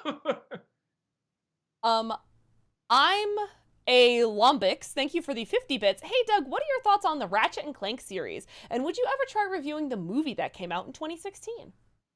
I heard the movie's not good, and that's one of the reasons I didn't see it, because I haven't played the games, but I hear the games are a lot of fun. And it's really just more of a time issue. I'd love to get into the humor of them and stuff, but everybody says no, the movie doesn't capture what the games were about. Maybe because it's a movie and not a game. I don't know, but I feel like I shouldn't do the movie without being pretty familiar with the games. I don't think I'm gonna have time to do the game, sadly. I've never played the games, but actually this Monday is what I'm starting the first Ratchet and Clank. I've never played it before, and I did a Alright. poll, and that's what won. So this Monday, I'm playing the remastered version for the first time. I So. hear they're great. How many are there? Do you know? I don't. I think there's only the. Oh, you know what? I don't know. I was gonna say I think there's two, but let's not say things I'm not positive about. Chat, let us know. Sailor Aaron, thank you for the 100 bits. Also, Doug, I have to thank you. I bought all 7 seasons of DVD of Malcolm in the Middle. I'm already on season 2 and loving it. Which is your favorite parent, Hal or Lewis, or both? I was gonna say, shit, they actually made them on DVD. For years, we were looking for Malcolm in the Middle DVDs because they only had the first season. Oh my god. Man, I can't choose. They're both so entertaining in their own unique way, and they're both needed in their own unique way. They really are kind of a bizarre, uh, both power couple and weak couple at the same time because they have like so many failings, but that's part of what also makes them strong. I don't know. I can't choose. They're equally really great and entertaining. Okay, I'm very wrong about Ratchet and Clank. There are 17 Ratchet and Clank Holy games. shit! Okay, you know, I thought it was more than 2. I didn't think it was 17. Holy shit! Okay, yep. Yeah. Cool, great. So that's cool. You get through 1, you just got 16 left to go. Great, wonderful. And the movie. Right. NZ Multiverse, thank you for the 100 bits. Doug, I miss your old versus new videos. I know one of your videos, one of your ideas was Animaniacs, but here's my idea. The Clone Wars versus Clone Wars 2D micro series. I gotta watch that. I haven't checked it out yet. And I really want to because that's another one everyone says is like really, really good. So I don't know if I'll do an old versus new, but I'll at least do a Disney December of that miniseries. Adam Grunther, thank you for the 50 bits. Fun fact about the Batman: the conflicted gang member at the beginning, the one led by your lookalike, plays your favorite Robin, Tim Drake, on the show Titans, the show whose trailer had Dick Grayson say "fuck Batman." Oh, wait. Who's he play on Titan? Tim Drake. Okay, so it's not the Robin that's already dressed up as Robin in the show. I never saw Titans, so I've never seen Titans either. Okay, but I'll trust you. That's cool. That's a nice little Easter egg there. Hypergirl Jen, thank you for the 50 bits. You've made reference to Big Mouth. What are your general opinions on the show? I really like its heart despite the gross humor, and Maya Rudolph sings much better than she does in Christmas Story Live. Yeah. It's super hit and miss to the point where the misses were really pissing me off and I just kind of wrote it off. But my wife kept watching it, and it's another one of those where the more she watched it, the more I'd be like, well, that joke were okay, well, that was pretty good. And then when they kind of got into the more serious episodes and they did them pretty well, I'm just like, God damn it, okay, this is pretty good. So yeah, it did get better as it goes on. I love human resources. I thought that was a much better balance and much more interesting world of like, it's kind of like an expanded Inside Out, except you could do like dirty jokes as well. So I really love that show, where I thought Big Mouth is kind of hit and miss. Adam Grunther, thank you for the 50 bits. What are your thoughts on the trailer for Harley Quinn Season 3? Oh, I thought it looked good. I forgot about that. Yeah. I'm very excited. Yeah. It's one of those where they were kind of talking about Doom Patrol, like, oh, you know, they was hoping they make a season 4. They weren't sure. I just, with COVID and everything, I completely forgot about season 3. And when I saw the trailer, I'm like, oh, fuck yeah, I didn't even know this was coming. Okay. Talkative Carl, thank you for the 50 bits. If the pandemic had happened in the early 2000s, would direct-to-video be in higher demand like how we're treating streaming currently? Because direct-to-video movies weren't always good. Who says they are now? I mean, yeah, I think direct to streaming could be good. I don't know how many direct to video. Okay, intentionally good. You know what I mean? Like a lot of these, you know, like Asylum and stuff that they're making them because that's part of the fun. They're supposed to be corny. But yeah, I don't know. I almost think like streaming would just suddenly exist if it happened in the early 2000. Yeah, like somehow they'd find a way. But yeah, I don't know, because you still have to go to the video store to get it. I don't know how many people would want to travel out. So yeah, I don't know. There'd have to be some kind of like early Netflix mailing system. That yeah, which DVDs might have been around by then, early 2000s. I'm not sure. And I think it was still being developed by then. But yeah, well, that's why as much, you know, as clearly as much as the pandemic sucked, it did both happen kind of in the best time and the worst time. You know, it's like, I mean, everything can literally be delivered to you as on your Hmm. phone and everything. But yeah, clearly a lot of downsides as well, though. We're gonna have to pick up the pace a little Faster? bit. We're Gotcha. an hour behind still. Gotcha. Platinum Simmer, thank you for the 100 bits. Will you review any Medea movies in the future? That's more Brad's thing, Brad Jones. I haven't seen any, and I'm not in any rush. Kevin Lane, thank you for the 50 bits. Doug, what is the darkest joke you can possibly think of? Heather, if you want to stop him, I completely understand. What was the one? Someone told me earlier. I love jokes about younglings. They never get old. Oh That's God, pretty good. I like that. that's good. Yeah. That's the darkest one I can think of right now. Sailor Aaron, thank you for the 150 bits. Favorite anime film, not Studio Ghibli / Miyazaki. Oh fuck. Your name. Wolf Children. I think I'll do that one. Hypergirl Jen, thank you for the 50 bits. I do not personally care about the memes at all, but just realized a Morbius clipless review could probably make algorithmic bank right now, lol. Or do Minions 2 in suits. Movie culture is weird. One of those you're pretty close on. NZ Multiverse, thank you for the 100 bits. Doug, now that you've started the final season of Amphibia, what are some hopeful predictions you have, especially for Marcy without spoiling anything? There are more moments where you'll be saying, a family picture. Oh, I don't know. I'm just enjoying it so much right now. I especially love that the real world, the human world, is interesting. They make it interesting. I thought maybe it'd be boring, but they make it pretty fun. Talkative Carl, thank you for the 50 bits. Here's a wild movie no one has probably seen in a while you should review, Without a Paddle, starring Matthew Lillard, Seth Green, and Dax Shepard. Yeah, never saw it. It looked bad, but maybe I'm wrong. GTA Joker, thank you so much for that 3-month subscription. Welcome back. you. Appreciate that. Yay, 3 months. Doug, did you see the Clerks 3 trailer that dropped today? I'm excited for it. I've answered it a few times, but there might be some potential. I'm hopeful. I always have a soft side for Clerks. Anu, thank you for the 50 bits. Idea for Disney-cember. On the first 3 days after Halloween month, all 3 of Disney's zombies, since the third one is coming this month. Oh God, they're making a third one. Okay. Maybe we'll see. We'll see.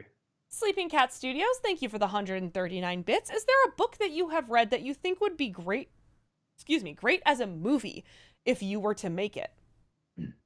I always had a fun idea about doing the Jungle Book, like the original book, but do it kind of like how Julie Taymor did Titus, or like did The Lion King even, where they're kind of, it's like people in costumes a little bit, but it's not like convincing costumes. It's more like clothes, if that makes sense. Because again, I love the original Jungle Book, Mowgli's brothers and everything. So that'd be pretty cool. Alexander, thank you for the 50 bits. In my opinion, one of the more intense episodes of BoJack is Xerox of a Xerox.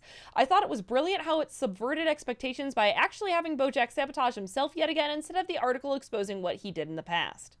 Yeah, no, there's so many layers in which that show works, man. It's so well done. 77 Bad Wolf 77, thank you so much for the 1,000 bits. We really appreciate that. Thank Holy you. Smokes. Doug Walker, been a fan of yours since That Guy with the Glasses began. Thank you for years of laughter and comedy gold. Thank you so much. Yeah, I wish I had glasses. Oh, I do have glasses. Here, to salute you. Thank you. Talkative Carl, thank you for the 50 bits. We can all agree some of Sony Marvel solo... Sorry, let me try this again. We can all agree some of Sony Marvel solo villain projects ranges from goofy to idiotic, more so with Kraven because for some reason Sony doesn't want to make a guy who's literally an animal hunter a traditional villain because the studio wants to market to kids. At least in the Joker movie he was sympathetic while maintaining his villainous role. I agree. I don't like these Sony. The closest one I came to liking, and I have a soft spot for, is actually Morbius. I really don't like the Venom movies at all. Yeah. Kevin Lane, thank you for the 50 bits. I read the movie Brazil is part of a trilogy. Time Bandits represents childhood, Brazil represents adulthood, and Baron von Munchausen represents old seniorhood. What do you two think? I've heard of that. I don't know if it was intentional, but it's fun to compare and contrast. I can see that. Kevin Lane, thank you for the 50 bits. Did you two read my email from 2 weeks ago? Oh, I did not look at that yet. The Tailspin one? Is yes, that the one? The Tailspin one. Yeah, I did. No, thanks so much for sending that, man. Yeah, no, I'm not sure if it was meant to be an episode or, if it's just a joke or a fan fiction thing you wrote, but yeah, no, I did get it, man. Thank you so much. GTA Joker, thank you for the 100 bits. Did you see the Clerks 3 trailer that dropped today? Also, Yellow Jackets on Paramount Plus is amazing. Oh, okay, maybe if I ever get Paramount Plus, I'll check it out. Yeah, I am hopeful Clerks 3 will be something. Orlando Garcia, thank you for the 100 bits. Back in June, my siblings and I rewatched The Thing at an AMC theater in honor of its 40th anniversary. What blew my mind was I discovered that initially the iconic film was canned to hell and back, which blows my mind because the theater goers around us seemed just as invested as my siblings and me. Yeah, no, it's so good. I only saw it for the first time maybe 6 years ago, something like that. I still couldn't haven't seen it. believe it is mind blowing how like good it is and the effects are. You just can't believe effects like this exist. Kevin Lane, thank you for the 50 bits. Heather, I heard of a place in Japan where if one tripped on a particular road, then they would meet an untimely demise. If so, then what would you think of that? I had never heard of that before. However, sounds very Japanese. They can be. There's where like they walk over. Is that the idea? I'm not. Like a superstition. I thought it was more like you trip and there's just so many people like they walk over. No. It would be a superstition where like if you trip on that road, then you're going to die early.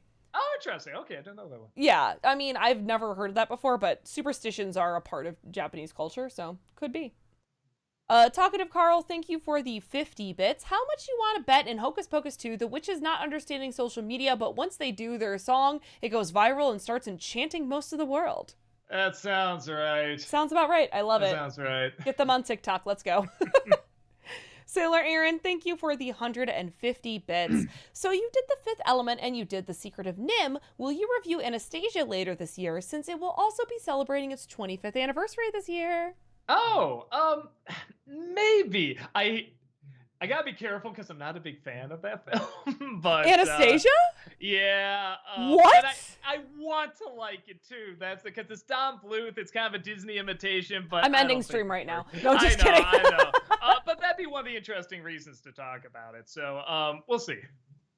Kevin Lane, thank you for the 50 bits. I mean, would this crossover be like a love letter to Reese I fans?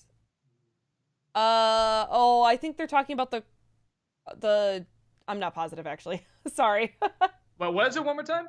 I mean, would this crossover be like a love letter to Reese L fans? I fans? Reese L fans. Not ringing a bell, man. I'm so sorry.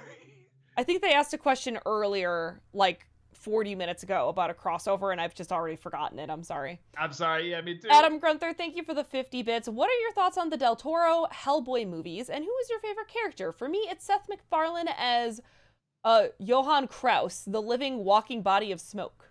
I forgot about that.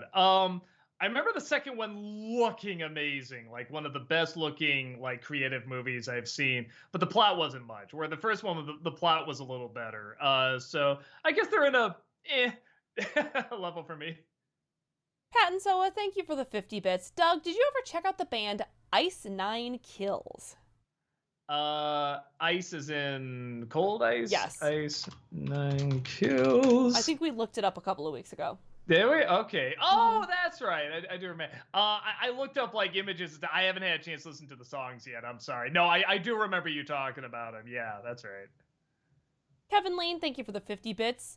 You, Doug, seem like the voice of the 90s. My favorite Pokemon is the Furby. What's yours? You too, Heather. Hello, I like that. Kids. I like that. I like that a lot.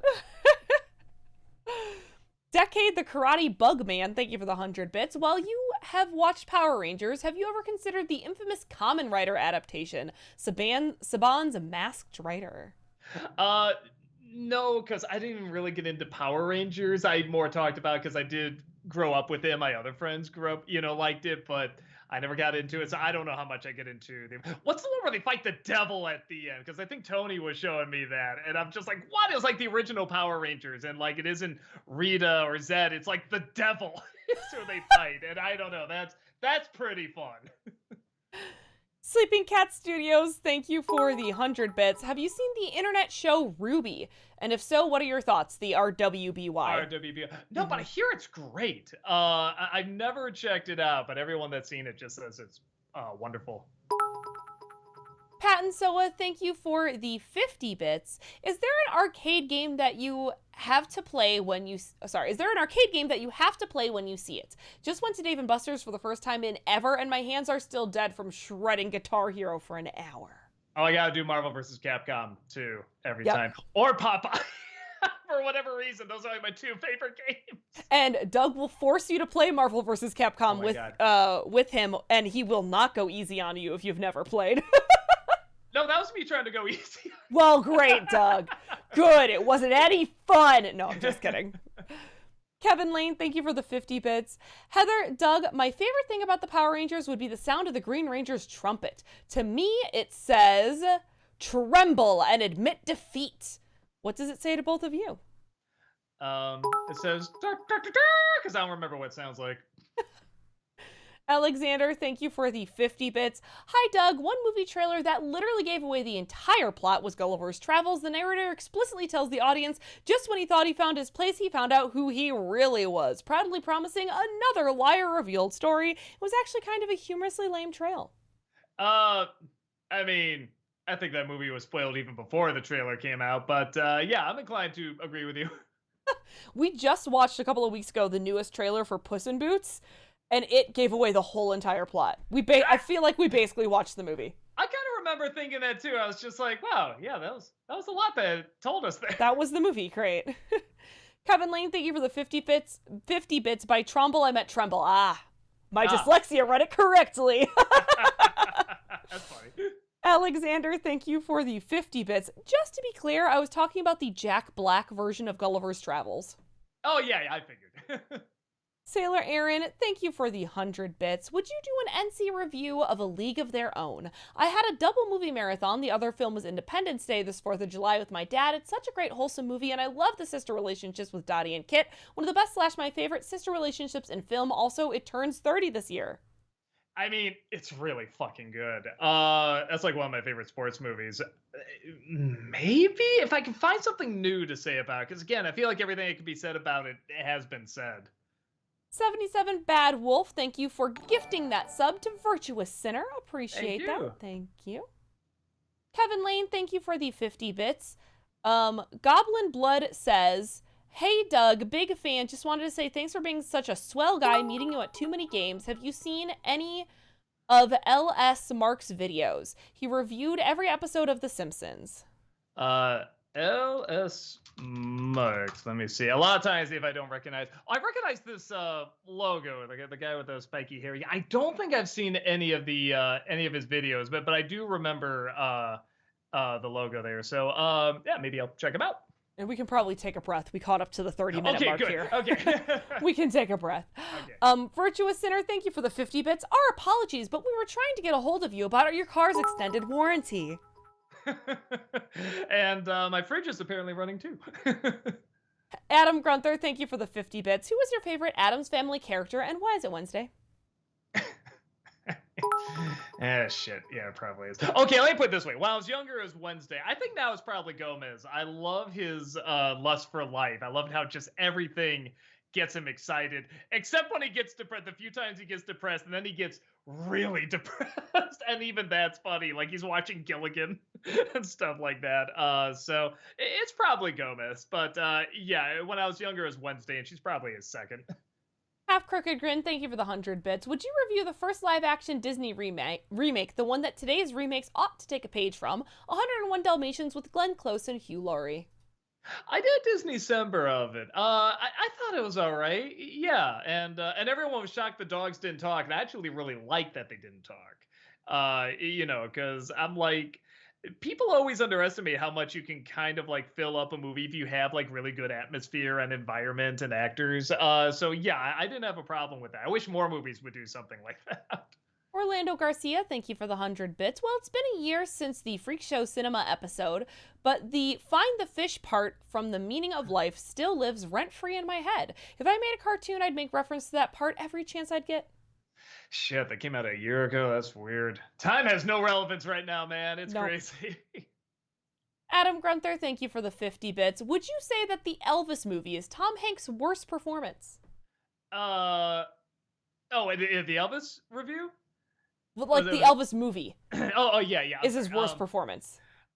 No, because again, I get a feeling it's intentionally bad. Where I know I've seen movies where he's legit trying to be taken seriously, and it's usually when he has a silly voice, and I don't get why he has to have a silly voice. Again, with Elvis, I think that's meant to be a cartoon. So I guess in the sense that it was kind of meant to be bad, sure, but I feel like I've seen movies where he's legit trying to be like really serious and it doesn't work. But I don't give the wrong impression. He's a good actor. Like he has plenty of great performances and stuff. But yeah, there are times where I'm like, you don't need to try so hard with the accent or the silly voice.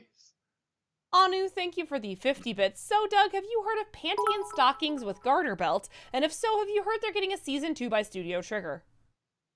It's a studio. It's an anime. Panty and Stocking. It's an anime. It's actually really funny. Okay, no, I don't know what this is. Okay. Really? Yeah. It's weird because I swear, like, what's it on? What'd you say it was on? It's just an anime. Just an anime? Yeah, okay, Panty and Stocking. Maybe somebody brought up like on stream before because I feel like Could I be. heard that mentioned before, but I yeah, mean, I've never seen Seems that. like something Rob would have watched. It just sounds funny. I feel like I've heard of Panty and Stocking. Yeah, Panty and Stockings is something Rob would definitely watch. Definitely watch. Yeah, it's getting a season 2, and I'm very excited about it. Cool. Sailor Aaron, thank you for the 100 bits. Do you have a favorite A League of Their Own moment and or quote? I mean, God, we quote that movie. We quote John Lovitz so much. We quote Gian Davis so much. We quote Tom Hanks so much. The whole back and forth of Tom Hanks saying, why he didn't play baseball anymore. He's like, well, I hurt my leg. And Gary Marshall say, you fell out of the building. Well, the building was on fire that you started and I had to pay for. Oh, I was going to write you a thank you letter, but they wouldn't give me anything sharp to write with. I mean, that whole back and forth is just brilliant. Like sometimes between Rob and I, one of us will start that back and forth and we'll just have to finish the whole thing. Pat and Sella, thank you for the 50 bits. What's your guys' favorite theme park snack? No matter which one I go to, no matter which one I think it is supposed to be go to. Salted pretzel is a must for me. Probably Dippin' Dots because it's usually hot outside and that's like a perfect, kind of sweet treat to have. I also just love a good soft pretzel. I love a pretzel. Sleeping Cat Studios, thank you for the 69 bits. Is there a food or snack you had as a kid that you would like to see brought back? Oh man, I'm sure there is. So there's one, I don't know, and maybe you know this one too. There's like this little koala candy that I think was big in Japan, maybe. Yeah, you can still get them all over the place, Doug. But here's the thing. This is what I'm wondering. Was it just good when I was a kid and they're bad now, or did they change the recipe? Because I remember them being like the texture and everything being amazing when I was a kid, and I saw them years later and went, oh my God, and it was awful. It was so awful. And I'm so wondering if that was just me as a kid remembering it different, or if they changed the recipe at all. I don't know, because they definitely tasted better in Japan. Okay, all right, that would make sense. And I remember there was like the little Keebler elves. They had like a cookie where there was like chocolate in the middle. It's like an oatmeal cookie at chocolate milk. Those were really good. Those disappeared. I've got a lot of nostalgia for and actually really liked 3D Doritos. I love. Okay. Here's the thing. Again, they're technically back, but they're not the same. They're like flatter. Really? It's like, so they're only a little hollow because I love the hell out of those too. Yeah. They brought them back a few years ago. I was so excited that they're not the same. They're not. I don't care what they say. It's like the Cadbury eggs. They're not the same. Sleeping Cat Studio. Oh, I just read that one. Sorry. DCL Coda, thank you for the 50 bits. So, Doug, we know you like Sister Act, but we don't know what you think about Sister Act 2. So, if I may ask politely, spill. And on a different note, Everything Everywhere All at Once is out on home media if you're still curious. Yeah, I'll check it out at some point. So, it's odd because I was going to do a Disney-cember of it, but then I saw there was like this huge thing where people grew up with Sister Act 2, and for like some people it was kind of like the voice of a generation, I guess, because of like the music and the hip hop in it. And I remember it being awful. Like really spectacularly bad.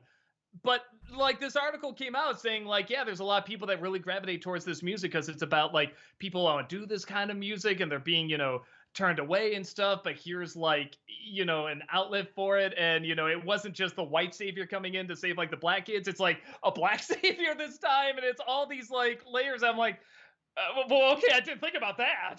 Like I just remember it being a shitty movie. So now it's like I'm almost afraid to talk about it because I don't know if there's like this heightened look at it that's actually praising something that maybe I don't totally follow or understand. So it's like I should do a Disney December of it, but I really don't remember it being good. Bad Wolf, that is some amazing ingenuity there. They What's drilled that? small holes into the 3D Doritos and then filled them with Cheese Whiz. That's ingenuity. That's thinking. That's some that is both so hardworking and so lazy at the same time. You gotta respect it. Taylor Aaron, thank you for the 100 bits. Have you seen Disney's The Kid or Remember the Titans yet? I hope you do see both for Disney December because they're both good movies. No, I haven't. I think I got them on the list. I have to double check, but yeah, I hear they're both great. Danny R, thank you for the 50 bits. If you had to think of a ridiculous plot for a movie quickly, what would you come up with? A guy sits on stream and answers questions.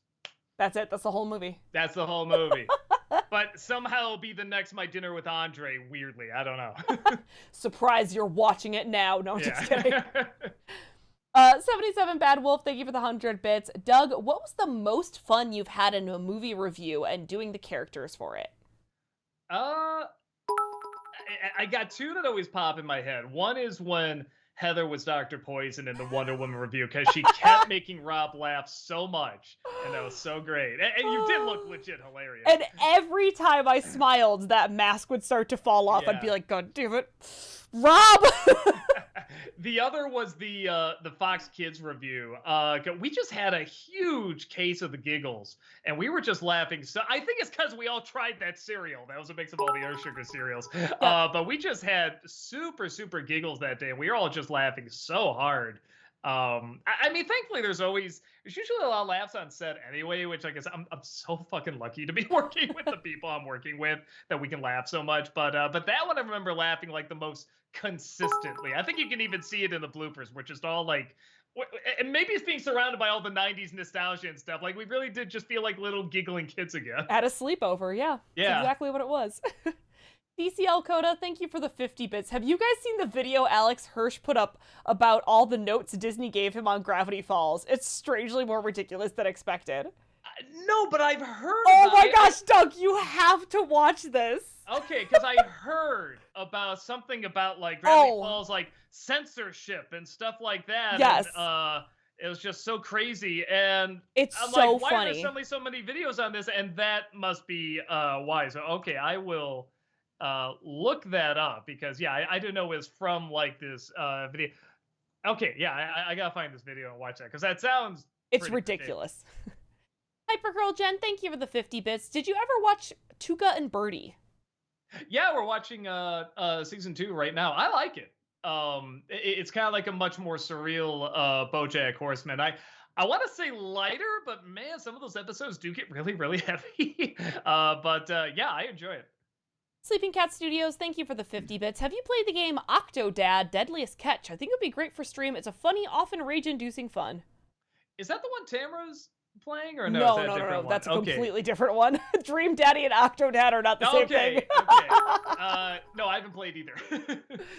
Pat and Selma, thank you for the 50 bits. Doug, I just went back to try and replay Fallen Order. How the heck did you play that game with its platforming issues? It constantly drives me nuts. With difficulty. But I don't remember it being that difficult, but I think I had on like the easiest setting. That might be part of it. Yeah. Orlando Garcia, thank you for the 100 bits. So I heard that Sega's gonna make a bigger effort in adapting their video game IPs into mediums like film and anime. Honestly, I think they'll have a decent luck with that endeavor. People love the Sonic movies. They have the Shenmue anime on Adult Swim. The creator of John Wick is in charge of the Streets of Rage movie, and Atlas's work speaks for itself. I think we need a Segata movie, man. Just take all those commercials, drag it out to feature length. I think you'll have instant gold. Talkative Carl, thank you for the 50 bits. Heather, have you seen the pre-order collection for God of War Ragnarok? You actually get Thor's hammer. I don't care how much it costs, I need the hammer. Maybe you can bring it up on Saturday? I haven't checked that out, but I feel like I should. Mm. Alexander, thank you for the 50 bits. Those are all good picks, Doug. I have to admit, Kristen Schaal as Sarah Lynn in That's Too Much Man. It might be her best performance. She brought so much heart-wrenching emotion to her role in that episode. Her connection with Bojack was both kind of sweet, yet profoundly tragic at the same time.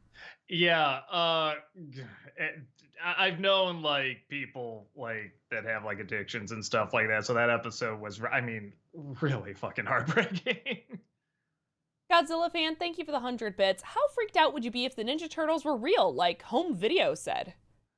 I mean, probably surprised at first, but I think I quickly get into the awesome camp. Like, that's pretty awesome. Sleeping Cat Studios, thank you for the 81 bits. Appreciate that. Devox, thank you for the 100 bits. Can't think of a question, so hello. Hi. Anu, thank you for the 60 bits. Question, what do you get if you mix Star Wars with Army of Darkness? Answer, Skeleton Warriors. And yes, it's a cartoon show with toys. Thoughts? I was really waiting for like Skeleton Troopers or something, but no, Skeleton Warriors. Okay. I am not familiar with that. I'll try to check it out. Kevin Lane, thank you for the 50 bits. Kochab Collis says, what about Invader Zim? You reviewed the pilot. Watch the rest. Thoughts? I did a couple for Dark Toons, and it's really good. I again, I just have so many other things to watch, but what I saw, I really enjoyed. Kevin Lane, thank you for the 50 bits. Reese Ifans played Kirk Connors, Minecraft Holmes, Rasputin, and James Cook. Also, neither of you answered my question about the Furby. Oh, about what's the best Pokemon? The best Pokemon? Yeah, that best Pokemon. We just laughed at the joke. And Gizmo's my favorite Pokemon. Oh, good one. I mean, an honest answer is Gyarados. Gyarados is my favorite Pokemon. How boring. Adam Grunther, thank you for the 50 bits. Follow up for my question from earlier. Who was your favorite Hellboy character besides the titular demon himself? Man, I'm trying to think. It's been so long since I've seen those movies. Again, I remember like images. I don't remember character. I remember the fish guy. I remember was it Selma Blair who played the lady that could light shit on fire? Or maybe I got it wrong. I'm not even positive. Yeah, but other characters, it's like I just remember what they look like. I don't remember the actual characters themselves, which I guess is a little bit of the problem with the movie. I mean, that was its biggest strength, was the characters were like the character creation and the monsters looked awesome.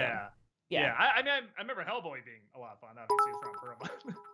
Orlando Garcia, thank you for the 100 bits. Have you heard of Cowboys and Aliens? I found out the screenplay was by Steve Odenkirk of Eddie Murphy's Nutty Professor. It stars the Riddler himself, Paul Dano. It was directed by Jon Favreau. Those details piqued my interest, and they may pique yours.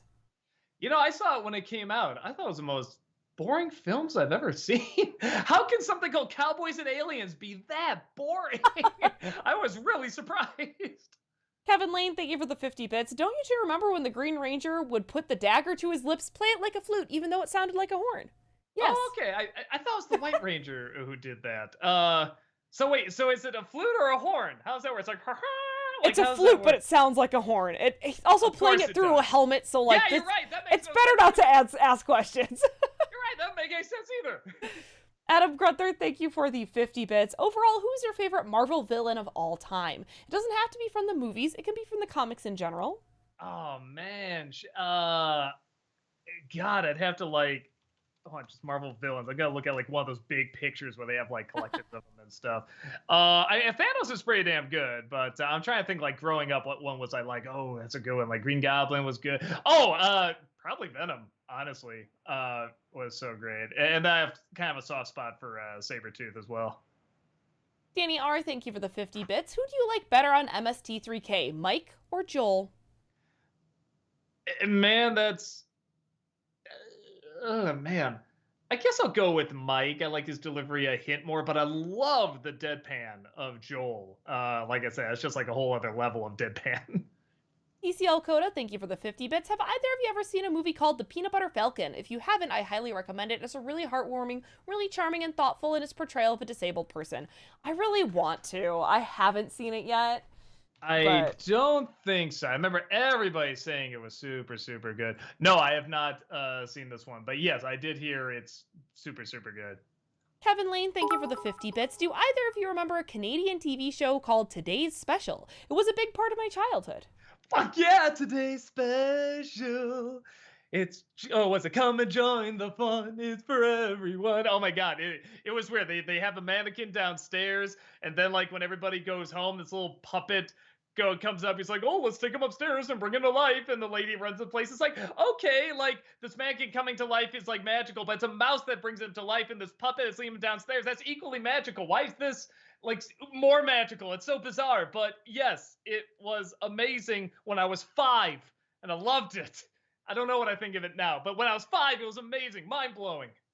Adam Sorry, Gunther, I really forgot about it until you brought it up there. I have no idea what you're talking It's on about. Nickelodeon. So.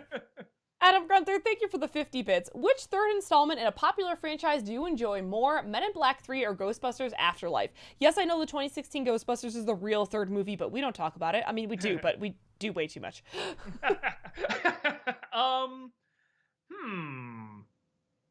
Man, that's rough. I guess Men in Black 3 is probably more consistent. Afterlife really goes back and forth a little bit more, but the sentimental stuff is really good. Maybe Men in Black 3 if I had to twist my arm. We're going to have to pick up the pace a little bit. Well, I didn't realize we only have 7 minutes left. Sleeping Cat Studios, thank you for the 50 bits. What show/movie that a documentary of true events that was done right? A movie that's based on a true story kind of thing? Yeah, that was like done right. Even though it wasn't 100% true, Ed Wood, I think the moral is getting across. The fiction justified it. Anu, thank you for the 50 bits. Last bits from me. Which would you rather have, a flip phone that turns into a magic wand or a magic brush? And yes, both are Super Sentai/Power Ranger morphers. I mean, I guess the phone that's a magic wand, because that's 2-in-1. I feel like I would use that more than the brush, because hello. Pat and Soa, thank you for the 50 bits. What would you say is your coolest moment in your life? Mine was catching a line drive foul ball at a Dodgers game and saving my wife's face from certain destruction. Damn near shattered my hand, but it was worth it. I mean, maybe meeting some of the people I grew up with, like the cast of Animaniacs or like the Mystery Science Theater guys, and like working with them. That was the article, like interviewing them, working with them. Like that was pretty damn cool. I had a crazy moment when I lived in Japan where I went to a Halloween party in an area of Tokyo. Somehow ended up partying and drinking with the ambassador to Argentina and his wife. Wow. And then we ended up at 2:00 in the morning at a restaurant where they filmed scenes for Kill Bill. And I'm like, what is my life right now? Wow, just another day in Japan, I guess. Orlando Garcia, thank you for the 100 bits. Last bits for tonight. Doug, have you seen those select scenes from Seinfeld redone in Don Bluth's signature animation style? They're stills, mind you, but anyone who sees them would pay an arm and a leg to see more, believe me. Yeah, and even those stills look just like Don Bluth style. Like, it's mind-blowing how much that person captures that look. Kevin Lane, thank you for the 50 bits. Did you ever find Elliot Warren? Yes, actually. We want him to be on the show, but he couldn't make it out, so we, shot the thing, and he was super excited. He loved it. He would say, "Oh my God, brilliant! I love what you did. That was so great and stuff." So yeah, seems like a real nice guy. Honest Reviewer, thank you for the 100 bits. With only 4 more Don Bluth movies left, Land Before Time, All Dogs Go to Heaven, Thumbelina, and Titan AE, which one will be next? Oh, and Anastasia. And Banjo, the Woodpile Cat, come on. I don't know. Somebody said Anastasia, maybe that. Sleeping Cat Studios, thank you for the 50 bits. If you had to redo one of your past or early reviews, which one would it be? I'd love to do some of the early ones again, to stretch them out. We've talked about maybe doing that, because they're only like 10 minutes and they're pretty short, so maybe we'll do that down the line. Alexander, thank you for the 50 bits. Random Jin Carrey quote of the week. I don't want to die like this. It's derivative. Alrighty then. DC Lem, thank you for the 50 bits. Come on, hype train. Sorry. Orlando Garcia, thank you for the 100 bits. Actual last bits for tonight. Have you ever heard of what James Rolfe believes to be hands down the worst movie ever? It's called Wavelength, 1967. Sound familiar? I saw his video on that, and no, I never heard of it. I mean, I guess that's a good shoe-in for that if you had to pick one. DCL Coda, thank you for the 50 bits. Disney announced that they're going to do a Beauty and the Beast live for its 30th anniversary of the film's Best Picture nomination. The downside, it's expected to be the same animated film / live songs BS they did with Little Mermaid live. I wish they would just do the stage musical live. Yeah, but I mean, I guess it's a send up to the movie, not the stage show, so I guess I could see why they do that. I never did see Little Mermaid live. Kevin Lane, thank you for the 50 bits. I cannot tell whether or not you passed my test, but Furby is not a Pokemon. It's a toy. My older sister had one. Yeah, that's why we laughed and didn't answer the question, because we thought it was just a joke. Yeah, that's why it's a gizmo. Yes. Danny R, thank you for the 50 bits. Would you ever have a Mel Brooks month? Maybe. I can maybe say a few things. I don't know if I could do a whole review on Mel Brooks movies. Sleeping Cat Studios, thank you for the 100 bits. Have you seen the odd Gushers candy ads from the late 90s, early 2000s? Yeah, did I not do that? I guess I didn't do those. I never know what to say about it. Everyone always recommends them. I'm like, I don't know. Oh, they look weird. Like, I don't know what to say. Aiko Whale, thank you for the 50 bits. Have you seen the Invincible TV show? And if so, what do you think? Oh, I like really like Invincible. Yeah, I really got to do it. Sailor Aaron, thank you for the 100 bits. Have you seen Super 8 film? I do quite like it, and I feel Stranger Things vibes, and the main character's dad, who plays a cop, I swear looks like my Uncle Carl, just like I see my dad as George Cooper Sr. from Young Sheldon. It's like you had your double / missing twin on the Batman, Doug. I mean, Elliot Warren, lol. Yeah, actually, that was the first thing I thought when Stranger Things came on. I was saying, it's like, remember the movie Super 8? It's like that. So yeah, I do remember. I remember liking it. Cameron, thank you for the 50 bits. Have you heard of the game series Clonua? It's an underrated platformer that's being remastered this Friday on PS4. It's Klonoa. I'm not aware of that one. What was it again? Klonoa.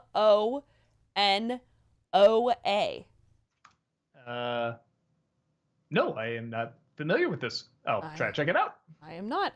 Okay, and we did actually catch up on the bit messages. Good on us. So we have a couple of minutes to look at maybe some highlighted messages here. Luke the Boss says, I just saw Kill Bill over the weekend, Heather, and was thinking, I wonder if that restaurant is real, and if so, I want to go. Lol. There you go. Yeah, I never would have thought that would have happened. 3 o'clock in the morning, drunk with the ambassador to Argentina. Yeah, with the ambassador, man, that's so crazy. Sleepy Cat Studios, thank you for the 300 bits. Here's the rest of my bits. The world's an illusion. Everything's upside down. Bye, gold, bye. Blah, blah, blah, bleep, blah, bleep.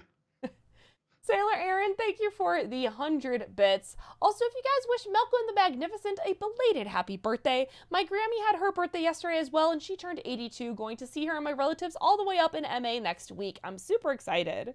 Yeah, wish him happy birthday if y'all haven't yet. It was yesterday. Woohoo! Power Gamer says, there once was a woman who burned all of her bills. Her name was Bernadette. You can thank an old man at a grocery store for giving me that one. Bernadette. She burned her bills. Her name is Bernadette. Like she burns her debts. Debt. Gotcha. Okay. You got it? I was reading it, that's why. Gotcha. You were reading it there, so you were like, gotcha. Wait, hold on. Adam Grunther, thank you for the 50 bits. Which evil Superman parody do you find more interesting? Homelander in The Boys or Omni-Man in Invincible? I mean, they're both interesting. Omni-Man because because Homelander's so stupid, and stupid is a little scarier. Omni-Man at least has an intelligence. You feel like you can reason with him. Homelander is just so self-centered and dumb that it's like, and granted, I'm pretty self-centered and dumb myself, but I don't think I can get quite that self-centered and dumb that I can like reason with him. You know what I mean? So that's a little scarier to me. Yeah. This will be our last thing here. General Kenobi says, thank you for the laughs. My fur baby is hurt and we're worried about her. Oh, I hope she's okay. Yeah. All my best to her, man. Yeah. All right, well, that does it for us. It is currently 8:01. Ready. Thank you all so much for joining us here today. We super appreciate you being here. As usual, I'd like to remind you that we do have content here 6 days a week, so come on back. Tomorrow, Tamara will be here. Thursday, we've got not Thursday. Tomorrow is Thursday. Wow, my brain is just mush. You had to read anyway, a lot, man. The schedule is right there. You can see it. We'll be around. We'll be here. So check it out. Including this Friday, we're back with Guardians of the Galaxy as well. So definitely check that out as well, because I wasn't here last week. So it'll be fun to get back into that. All right. Awesome. Thank you very much, everyone. We'll see you later. Have a good evening. Bye-bye. Bye. Goodbye. Goodbye. Goodbye. Goodbye. Thank you. Goodbye. Goodbye. Goodbye.